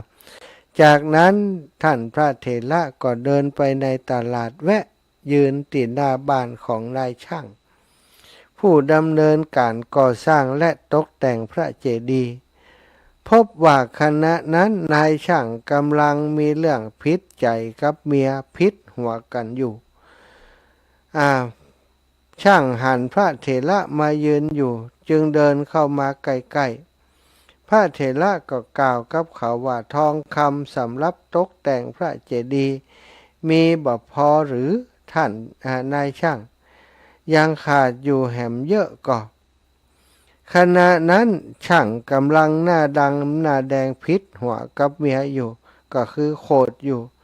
เมื่อฟังคำถามของพระเถระพระคุณเจ้าแล้วก็บ่พอใจซะท่าตอบท่านโดยความงุดงิดว่าเฮาโยนพระศาสดาของท่านลงน้ำไปแล้ววะ ตอบคนละเรื่องเลยเพิ่นถามว่าอันทองบ่มีกะมันขาดเท่าใดอย่างใดกะจะได้ช่วยกันเฮาโยนศาสดาของท่านลงน้ำไปแล้ววะโยนพระพุทธเจ้าลงน้ำไปแล้วภรรยาของนายช่างได้ฟังอย่างอันก็ตกใจออกมาไหว้พระเถระขออภัยแล้วก็ตำหนิสามีว่าท่านทำกรรมร้ายแรงแล้วปีเหยทำกรรมนักแล้วโกรธก็ควรจะด่าหรือทุบตีดิฉันก็พอทำไมท่านต้องพูดอาฆาตพระพุทธเจ้าในอดีตอนาคตและปัจจุบันโดยเล่านายช่างหู้สึกตัวว่าผิดพลาดไปแล้วเฮาอย่างออกไปความโกรธโมโหโครโสนี้บ่ดีทำให้เฮาพลั้งปากพูดออกไปโดยบ่ได้ตั้งใจโดยความโมโหรู้สึกเสียใจรู้สึกตัวก็สลดใจที่ได้พูดล่วงเกินพระสัมมาสัมพุทธเจ้าเช่นนั้นทำไปโดยความโกรธภรรยาตัวเขาก็รีบหมอบลงแทบเท้าพระเถระแล้วก็กล่าวขอขมาว่าท่านขอรับท่านอาจารย์โปรดยกโทษให้ผมด้วยเถิดผมผิดไปแล้วนะผมผิดไปแล้วยกโทษให้ผมด้วยเถิด พระเถระก็กล่าวว่าโอ้โยมบ่ได้พูดพาดพิงถึงอาตมาภาพหรอกโยมพูดพาดพิงถึงองค์ศาสดาโยมก็ต้องขอขมาโทษกับพระพุทธเจ้าเองนายช่างก็ถามว่ากระผมจะต้องทำจะใดพระศาสดาจึงจะยกโทษให้พระเถระก็แนะนำให้นำดอกไม้ทองคำ3 กระถางถวายไว้ในพระเจดีย์บรรจุพระบรมสารีริกธาตุจากนั้นให้ลงดำน้ำในแม่น้ำขึ้นมาแล้วคณะที่ศีรษะและผ้านุ่งผ้าห่มยังเปียกอยู่นั่นแหละจงไปกราบขอขมาต่อพระพุทธเจดีย์แนะให้เขาสบายใจที่พูดว่าขอให้โยนพระศาสดาของท่านลงน้ำแต่ตนเองตกน้ำเสียเองขึ้นจากน้ำแล้วไปขอขมาท่านคงจะหันว่านอกจากขอขมาโทษแล้วยังช่วยให้นายช่างสบายใจวันนึกย้อนจนเกิดความเศร้าโศกเสียใจแหบเอาตัวเขาก็ได้กราบขอขมาพระเถระและก็รับคำว่าจะกระทำตามที่พระเถระแนะนำนายช่างนั้นมีลูกชายอยู่3 คนก็จึงได้นำเล่าเรื่องนี้ไปเล่าให้เขาฟังว่าป่อได้ล่วงเกินต่อพระพุทธเจ้าไว้ขอให้พวกเจ้าช่วยป่อทำดอกไม้ทองคำเพื่อไปขอขมาพระพุทธเจ้าบุตรชายคนโตบ่ยอมช่วยเขาอู้ว่า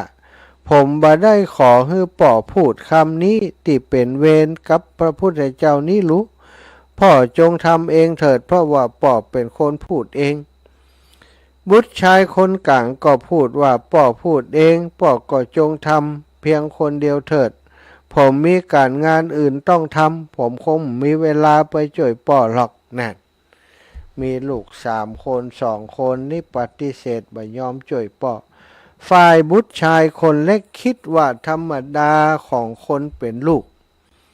กิจที่ป่อต้องทำก็ควรจะรับเป็นภาระธรรม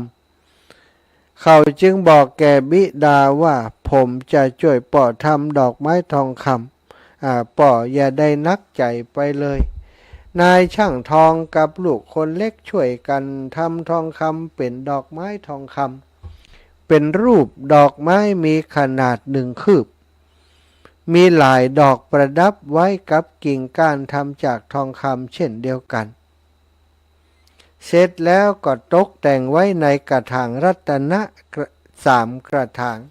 แก้วนะกระถางแก้ว3 กระถางเมื่อการก่อสร้างพระเจดีย์แล้วเสร็จนายช่างภรรยาและบุตรคนเล็กได้นำกระถางดอกไม้ทองคำเข้าไปประดิษฐานไว้ภายในจากนั้นก็พากันไปยังท่าน้ำนายช่างลงดำน้ำขึ้นจากน้ำแล้วก็ไปที่พุทธเจดีย์กราบขอขมาพระบรมสารีริกธาตุขอให้พระพุทธเจ้าทรงยกโทษให้ด้วยผลของคำพูดด้วยความโกรธครั้งนั้นเมื่อเขาเวียนว่ายตายเกิดในภพต่างๆเมื่อเกิดแล้วจึงถูกลอยน้ำถึง7 ครั้งโดยกันเสถาแค่พูดพาดพิงตาอันนะวิบากที่ได้พูดบดีนั้นได้ถูกลอยน้ำถึง7 ครั้งมาจาดสุดท้ายนี้เมื่อถึงสมัยพระพุทธเจ้าของเฮาธิดาเศรษฐีชาวกรุงพาราณสีคนหนึ่งมีรูปสวยงามมารดาบิดานี่ห่วงแหนสร้างบ้านปราสาทอยู่ที่ปราสาท7 ชั้นมีหญิงรับใช้คอยดูแลบ่ได้ลงมาพื้นดินเลยห่วงยังดวงตาจนอายุของนางได้15-16 ปี วันหนึ่งคณะที่เธออยู่ในห้องนอนชั้นบนสุดเดินไปเปิดหน้าต่างก็มีวิทยาธรตนหนึ่งเหาะมาทางอากาศหันนางแล้วก็เกิดความฮักความสิเนหาเข้าไปทำความเฉยชิดกับนางการอยู่ร่วมกันครั้งนั้นต่อมาเธอก็ได้ตั้งครรภ์ ซึ่งทารกในครรภ์ก็คืออดีตช่างทองคนนั้นหญิงฮับใจหู้เรื่องว่านายหญิงของตัวเองมีน้องน้อยเกิดในท้องก็ตกใจธิดาเศรษฐีจึงสั่งห้ามว่าอย่าไปบอกใครแล้วก็เก็บตัวบ่ยอมพบบิดามารดาจนกระทั่งคลอดทารกเสร็จเธอให้หญิงรับใช้นำหม้อใบใหม่มาใส่ทารกปิดฝาหม้อแล้วใช้ดอกไม้ประดับประดาสวยงามสั่งให้หญิงรับใช้นำไปลอยในแม่น้ำคงคาหากมีไผ่มาพบมาปะมาสอบถามว่าอันนี้อายังก็ให้บอกว่าลูกสาวเศรษฐีทำพีรกรรมบูชาเทพเจ้าในแม่น้ำคงคาหญิงรับใช้ก็ได้เทินหม้อออกจากปราสาทไปยังท่าน้ำเมื่อมีคนถามก็บอกว่าโอ้ของเจ้านายหญิงเปิ่นฮื้อมาทำพรีกรรมบูชาพระแม่คงคาคนก็บ่สงสัยซะทะน้องน้อยก็บ่ให้ดับปิ้งอยู่ในหม้อหั่นหม้อบรรจุทารกนั้นก็ลอยไปถึงแม่น้ำคงคาตอนล่างมีหญิงแม่เรือน2 คนกำลังอาบน้ำอยู่หันภาชนะประดับดอกไม้ลอยมาแต่ไกลก็ตกลงจับจองกันว่าสิ่งที่ลอยน้ำมาถ้าเป็นภาชนะฉันขอนะอีกคนก็กล่าวว่าฉันขอสิ่งที่อยู่ในภาชนะว่าอันทั้ง2 คนก็นำภาชนะนั้นขึ้นบนฝั่งก็พบว่าเป็นหม้อที่มีฝาปิดเปิดออกดูก็ได้หันทารกเพศชายนอนลับอยู่บัดเดือดบัดร้อนหน้าแดงปิงลิงอยู่หันสถาทั้ง2ก็ดีใจจะได้บุตรแต่ตกลงกันบ่ได้เพราะคนที่บอกว่าฉันขอภาชนะหันเด็กแล้วเปลี่ยนใจอยากได้เด็กนั้นเป็นลูก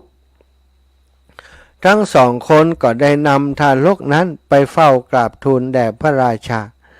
ขณะนั้นเมืองกาสีนั้นตกอยู่ในอำนาจของแคว้นโกศล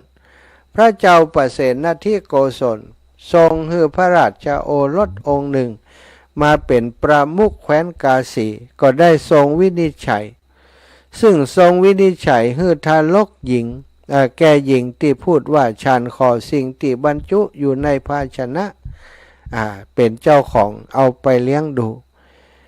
หญิงนางนั้นบังเอิญว่าเป็นอุบาสิกาผู้อุปถากอุปถัมภ์ของพระมหากัจจายนะเถระเจ้าอยู่ตัวนางก็ได้นำทารกไปเลี้ยงดูมีความตั้งใจว่าเมื่อเขาโตขึ้นเฮาจะให้เขาไปบวชกับพระผู้เป็นเจ้าของเฮาความติดเด็กคลอดมาแล้วบ่ได้รับการชำระล้างมลทินของครรภ์ก็คือบ่ได้อาบน้ำบ่ได้ล้างตัวสักอย่างทำให้เด็กมีผมลุงลังพวกญาติของหญิงคนนั้นก็ตั้งชื่อว่าชะดิน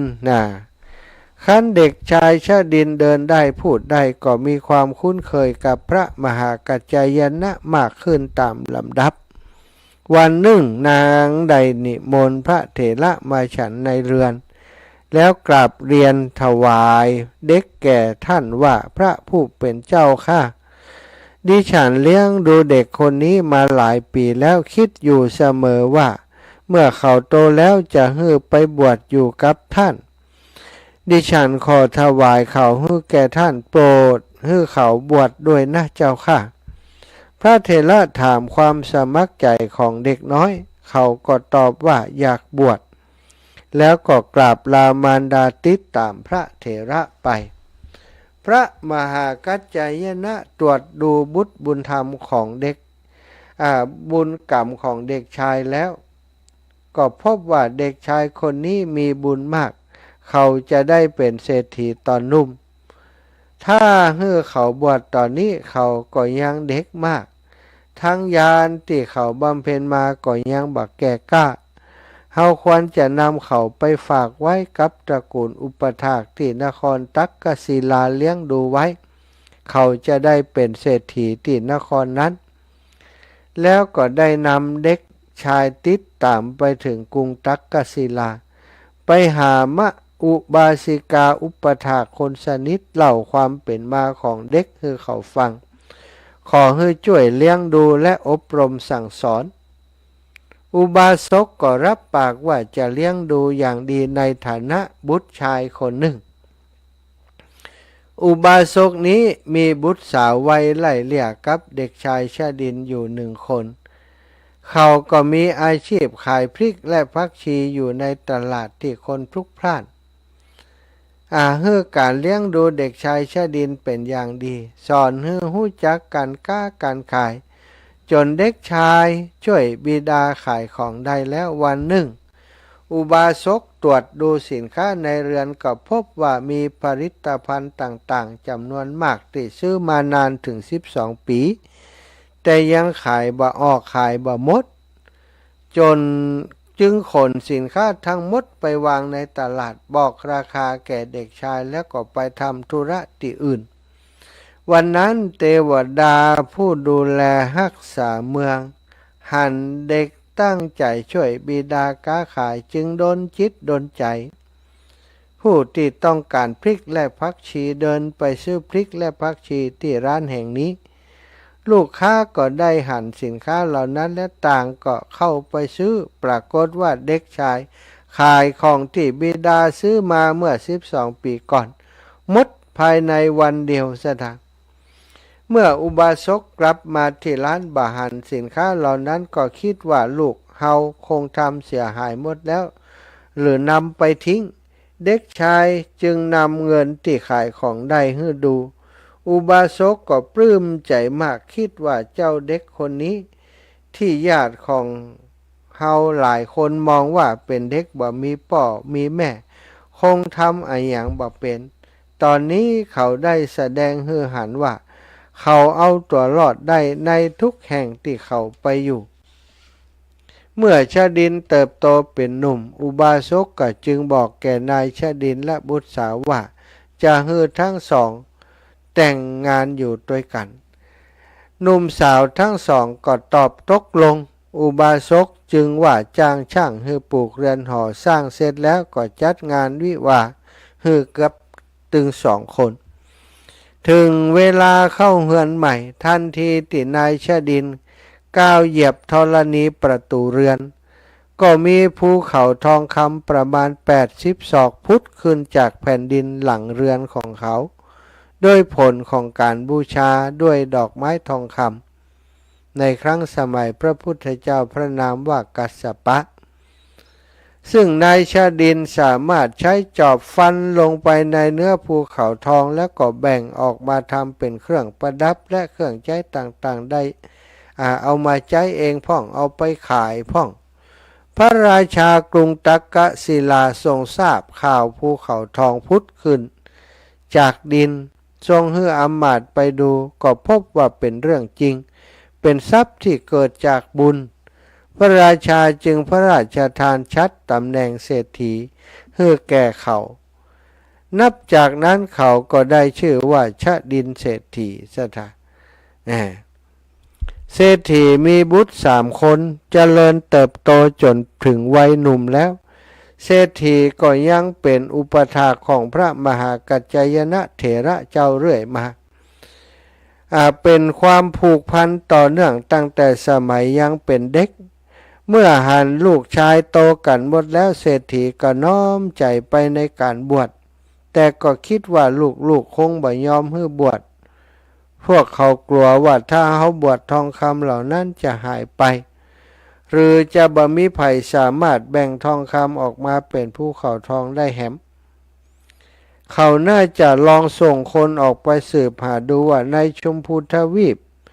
มีอยู่กี่ตระกูลที่มีทรัพย์สมบัติมากกว่าตระกูลลูกเฮาลูกจะได้ฮู้ว่าตระกูลของเฮาบ่ได้ร่ำรวยที่สุดเศรษฐีจึงได้ให้ช่างทองนำทองคำมาทำเป็นอิฐทองคำดามปัตักทองคำเขียงทองคำแล้วก็จากนั้นก็ว่าจ้างคนให้ถือของ3 สิ่งนี้ไปตามบ้านเรือนในเมืองต่าง คือทำทีเป็นสำรวจหาอย่างสักอย่างหนึ่งพวกเขาออกจากกรุงตักกศิลาไปเดินทางตะเวนไปเรื่อย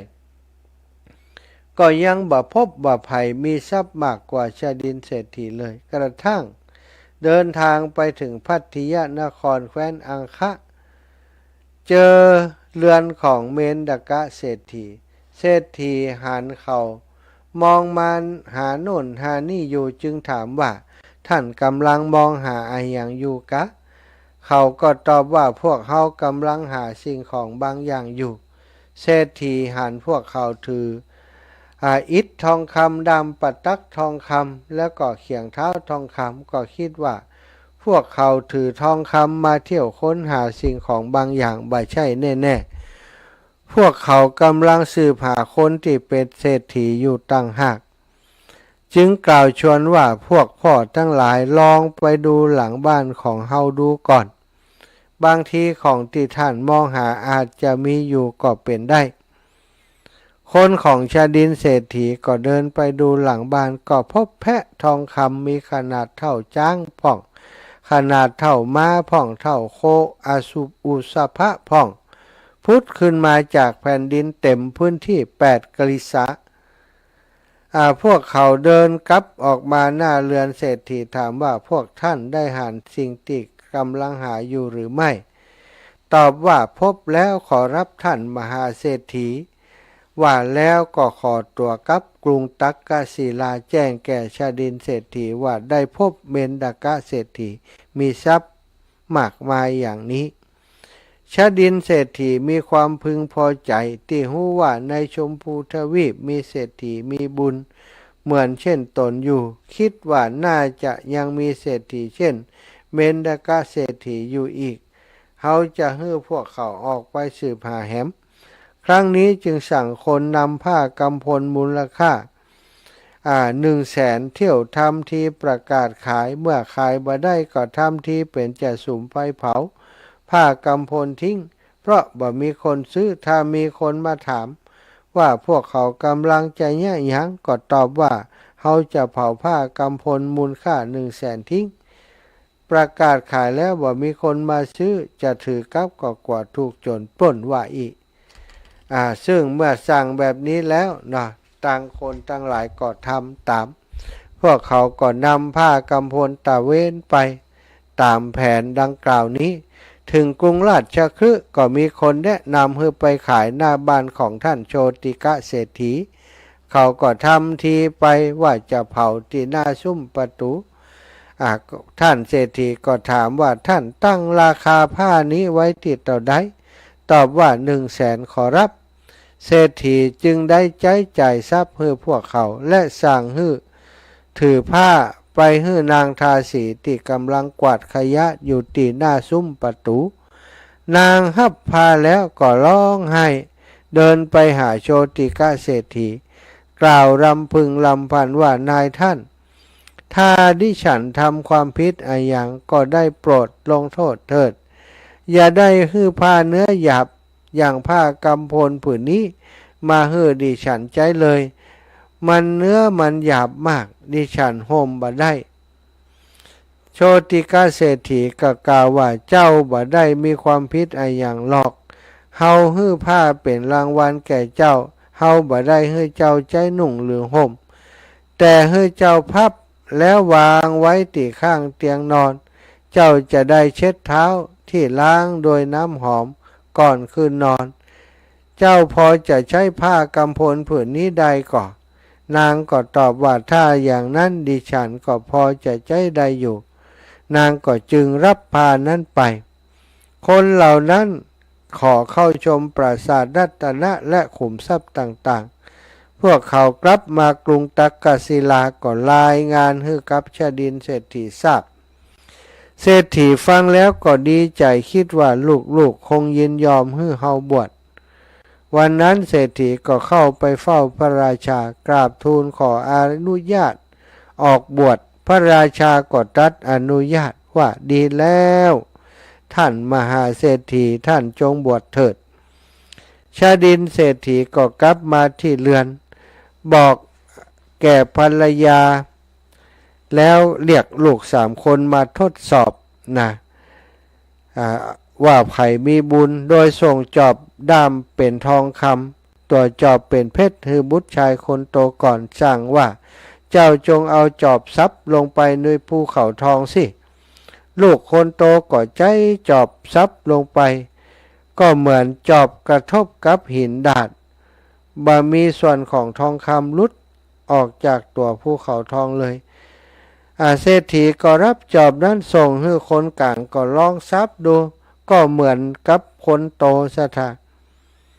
ฟันลงไปก็เหมือนฟันลงไปในดินบ่มีทองติดมาเศรษฐีก็หันแล้วก็กล่าวกับลูกๆว่าหยุดเถอะภูเขาทองลูกนี้บ่ได้พุทธขึ้นเพื่อเจ้าถึง2 คนแต่เกิดมาเพราะบุญของพ่อและน้องชายเจ้าน้องชายเคยช่วยป่อทำดอกไม้ทองคำ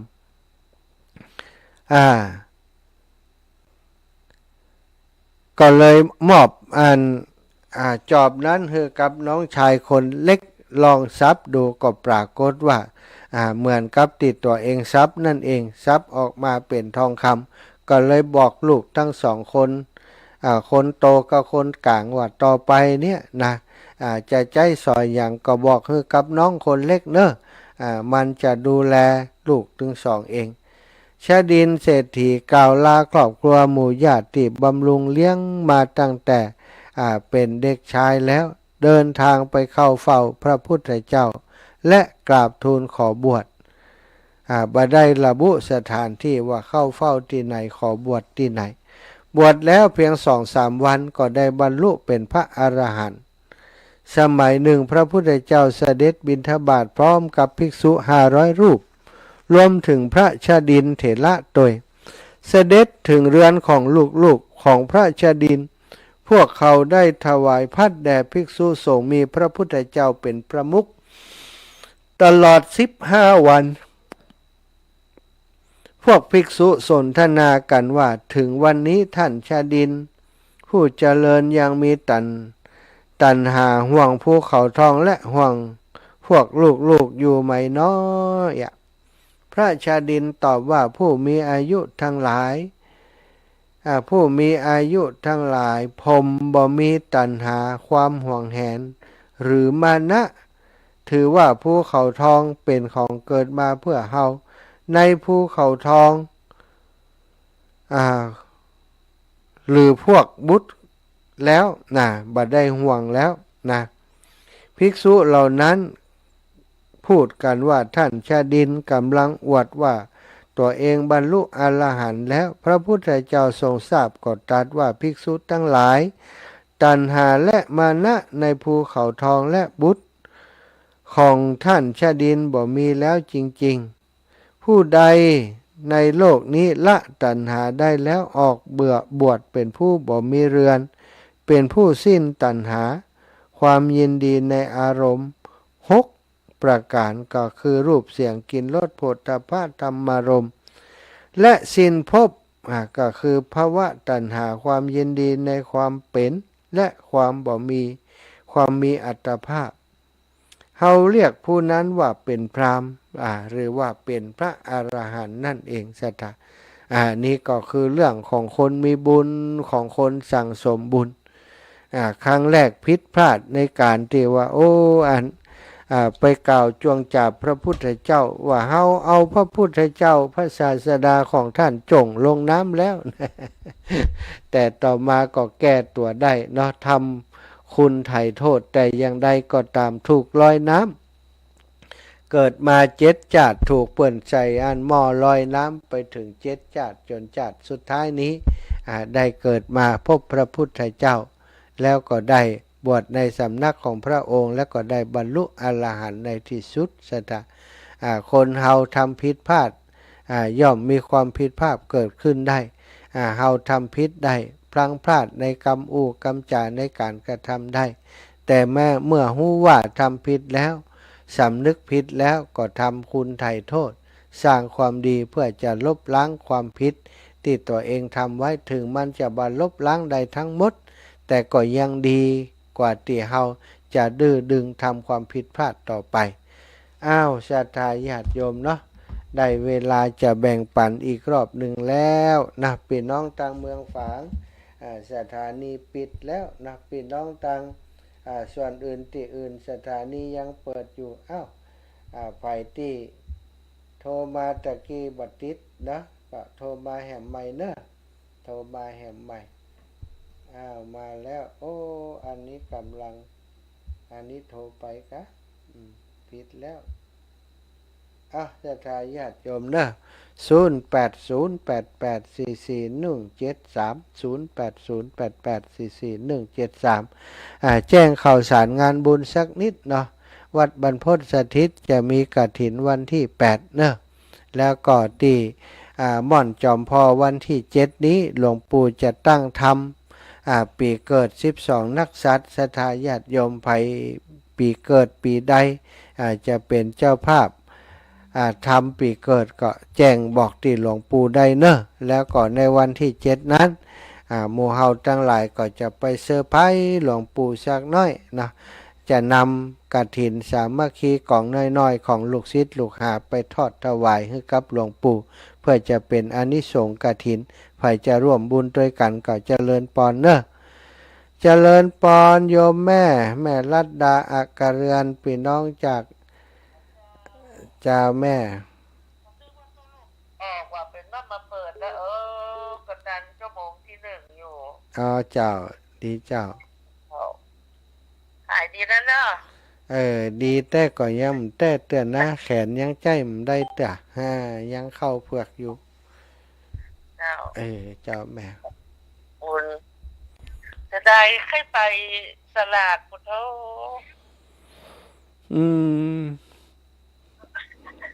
มันมีบุญวาสนาได้ไปยังได้ทำบุญตัวอยู่โลไปเป็นอย่างโยมแม่นี่อย่างถ้าว่าเป็นยังลูกของลูกสาวนี่เป็นบ่าว2 คนนี่อยู่ใกล้กันนี่ไปได้กะอันนี้ลูกเบิ่มมาอยู่เชียงใหม่ปะเนาะเป็นไว้ตัวลูกไว้ตัวลูกไปแอวหาเอาเนอะมีเวลาจะไปแอวหาแม่เนอะเจ้าเจ้ากลับไปศาลเนอะเจ้าจัตุฟังถึงวัน 2 วันเจ้ากลับไปศาลเจ้าแม่เอาเจริญพร8320กราบไหว้ศาลเจ้าท่านมหาแม่อยู่เมืองฝางแม่ฟังได้อยู่เนอะเมืองฝางยังตอนนี้ยังปิดแล้วล่ะปิดแล้วแต่แม่ฟังขึ้นดารุณีเจ้าดารุณีก็มีทางเมืองฝางเนาะเจ้าเพื่อนดารุณีก็ฟังได้อยู่เจ้าดีเปิ้นมี2อันสถานีเนาะเจ้า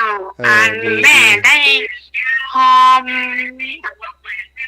อันน่ะกระทินที่โต๊ะค้าง300 กล่อง350 แม่เอาฝากแต่แม่ไม่ได้ไปห่วมนะแม่เอาฝากแม่บัวพัดอุรันไปละค่ะแม่บัวพัดกุหลันมาด้วยแม่จงดีเขาเนาะเปิดมา3-4 ตู้แม่คำแรงคงมีกับแม่นนตาเจ้าอินตะนะแม่คำแดงกับแม่นนตามันกล่องละ350ได้มาท่านมาหาจ้าแม่แม่ก็เอาฝากแม่อุรันไป350แล้วพออันแม่นนตาเจ้าอินตะก็ฝากไปกับแม่อุรันไปที่8นะเจ้าแม่ดีละบ้านแม่ต่อแม่ส่วนน้อยนี่แม่กับผมมีกันอีเหมือนกันแต่ได้ไปห่วงเจ้าสาธุเนอะจ้าแม่ฟังท่านมาหาอยู่เนอะขอท่านมาหาหายไวๆเลยหายไวๆเนอะจ้าสาธุเจริญพรแม่สุแก้วศิลพรกลับไหว้ศาลนะเจ้าท่านพระมหาแม่สุแก้วศิลพรสิทธิมันหงหลับปุนเนอฟังขึ้น 98.75 ว่าถ้วยต้องสักชัดเจนเนอะเจ้าเด้อเจ้าติดตามอยู่เนอะเจ้าแต่ว่าวันซืนลูกสาวโอนไปเป็นก้าลงทานโดย200 บาทนะเจ้าสาธุลงทานก๋วยเตี๋ยวเนาะจ้าลงทานก๋วยเตี๋ยวเจ้าดีจังเลยสาธุบุญกับแม่เนอะ เจ้ากลับไว้จ่าเด้อ เจ้า สาธุ เจ้า สาธุเจ้าโอ้ติดตามทุกวัดนั่งตังเตียวเด้อ เพียวกวัดเมืองเร็วฮะนะเจ้า เบียงเดียวไอเดียว แขนเดียว กลับไปจ่าเด้อสาธุเจ้า คนลึกแขนเดียวเจริญปอน สาธุเจ้า เจ้า กำลังโทรไปข้างแรก เอาจากที่ไหนเสียงดังฟังชัดดี จากแม่ลาวเจ้า โอ้แม่ลาวกะลูกแม่สวยไปแม่ลาว เจ้า อืม ว่าจะโทรมได้ก็จดเบอร์โทรทันบัดตันสักเตือ ตันแล้วเนาะวันนี้เนาะ วันนี้สาธุ เออ เจ้าสบายดีแล้วเนาะหายแล้วเนาะ ก็บ่หายดีแต่ว่าพอใจเนี่ยการยังได้พ่องละนะเจ้า พอดีเจ้าฟังท่านพระอาจารย์ตั้งแต่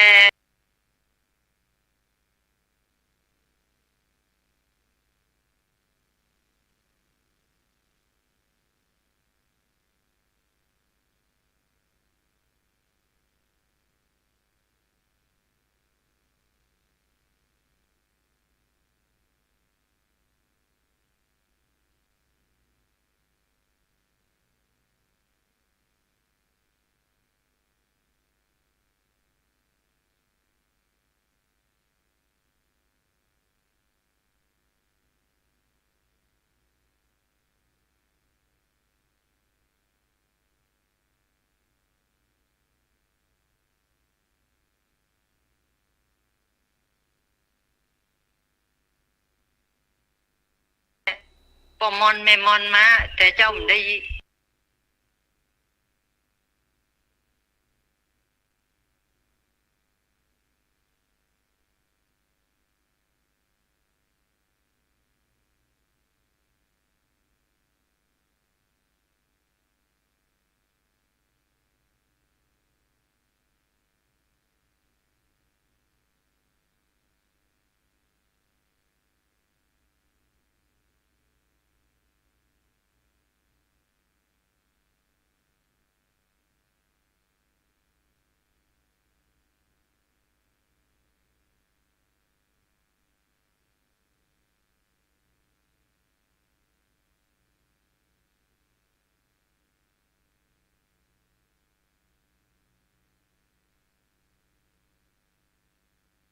แล้วก็กระถินโต๊ะข้างในล้วนไหนนะครับ กฐินโต๊ะข้างนี่ปุ้นป่ออันวันที่8นี่อันตีพุทธมณฑลเชียงใหม่ป่อของเชียงใหม่ ล้วนไหนนะครับอันนั้น จ้ะของเปิ้นเนาะ ใครของเปิ้นของตั้งเฮา น่ากับปรึกษากับแม่นออนเนี่ยจะไปได้ไปหมู่นะ วันที่7นี่ถ้าป่อไปปู่จาทำปีเกิดด้วยแล้วก็ ตอนประมาณเที่ยงเนี่ยจะลักงานตานกฐินให้หลวงปู่ กฐินป่นกฐินป่นกฐิน กระถินมาเนาะ เอากฐินไปช่วยปู่สักหน่อยเอาเป็นกฐินให้มันได้อานิสงส์ได้บ่เน้นเรื่องเงินทองหยังให้เป็นอานิสงส์คนที่เปิ้นจำพรรษาเนาะหลวงปู่เปิ้นบ่อยากรบกวนไผเพราะว่าตั้งธรรมหลวงแล้วเอียกะภาพพี่น้าอ่ะข้าวนะ ใจเปิ้นก็ฮับแบบมีคนไปเป็นเจ้าภาพแต่ว่าเปิ้นว่าอันเอาไปให้วัดอื่นก่อนเถอะนะปู่ว่าฮับนี่นะแต่นี่ก็ขอจำเป็นต้องฮับว่าอันนี้เอาไปเป็นพระ โดยของอาจารย์อันมหาสงสารนี่บ่ฮับที่ไหนได้ว่าแกว่ารู้ครับอีกฮู้กับเนาะครับหายดีครับเดี๋ยวนี้ดีขึ้นป่ะวันนั้นโทรหากับป้า2เที่ยมบัดถ้าจะพักผ่อนเนาะน่ะอันส่วนใหญ่กินยาแล้วมันค่อยสลึมสลือก่อนนะป่ะกินยาสาธุปอนเนอร์ครับขอบคุณอีป่อหลวงเจริญพรแม่สมพรไว้สาเจ้าอันเงียบมันเครื่องไว้เงียบไปหั่นน่ะฮู้นะจักได้ไปน่ะ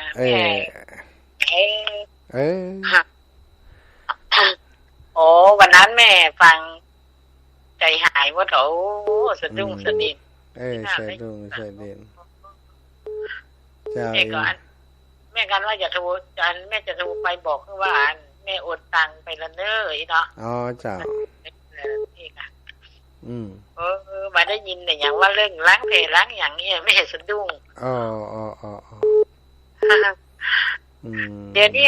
ดีมาพ่อละก้าดีมาแล้วแม่วันผูกก็จะไปถอดไหมละอ๋อดีละนี่ก็อำนวยอวยพรเนื้อว่า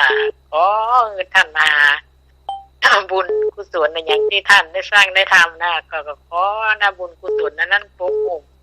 รักษาท่านมาหายเร็วเน้อดีวันดีคืนนี้กะเจ้าขอบคุณแม่เน้อสาธุขอบคุณนักแม่กันใจดีเหรอเจ้าแม่นึกว่านอนแป๊บอยู่ฮันก้าทำงานไหวอยู่เน้อจะเป็นเงี้ยนักไปเดินเรื่องเลยเน้อเจ้าแม่จ้าขอบคุณเน้อแม่เน้อบุญรักษาขอบคุณไปยังศรัทธาทุกท่านทุกคนที่ฟังรายการอยู่แล้วบ่ได้โทรมาเนาะหายดีแล้วยังหลายคนก็เปิดติดตามทาง Facebook ไลฟ์ตัวเนาะศรัทธาหลายคนก็ติดตามทาง YouTube หลายคนก็ฟังทางวิทยุทางฟังวิทยุบางพ่องก็ฟังบ่ได้โทรมาเฮือกำลังใจอยู่เงียบ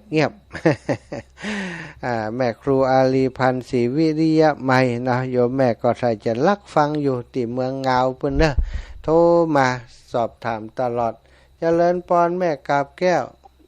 ก็ท่านอาจารย์ยังออกรายการหลายอย่าหนูเจ้าย้ำพักผ่อนหนูเจ้าพอดีแตนครูบาอาจารย์วันนี้อันโยมแม่แค่ปิดไปงดเยี่ยมพักผ่อน10 วันดีหายแล้วเนาะเจ้าแม่ดีขึ้นแล้วหลักฟังอยู่เน้ออันที่8เจอกันเจ้าสาธุเจ้าแม่สาธุเจ้าโยมแม่อู้ถึงก็มาเลยดักแซ่บดักไปเหี่ยแล้วล่ะมันได้ป้อนจะกำนายแม่ดักไปเหี่ยเป็นอย่างนั้นเป็นอย่างก็เทคนิคกันนะค่ะอาจจะเป็นเรื่องระบบไฟก็อย่างก้าเปิดนะอีแม่จะมันจะแม่มาเป็นอย่างนั้นเนาะสาธุเจ้าบุญฮักษาแม่เด้อจ้า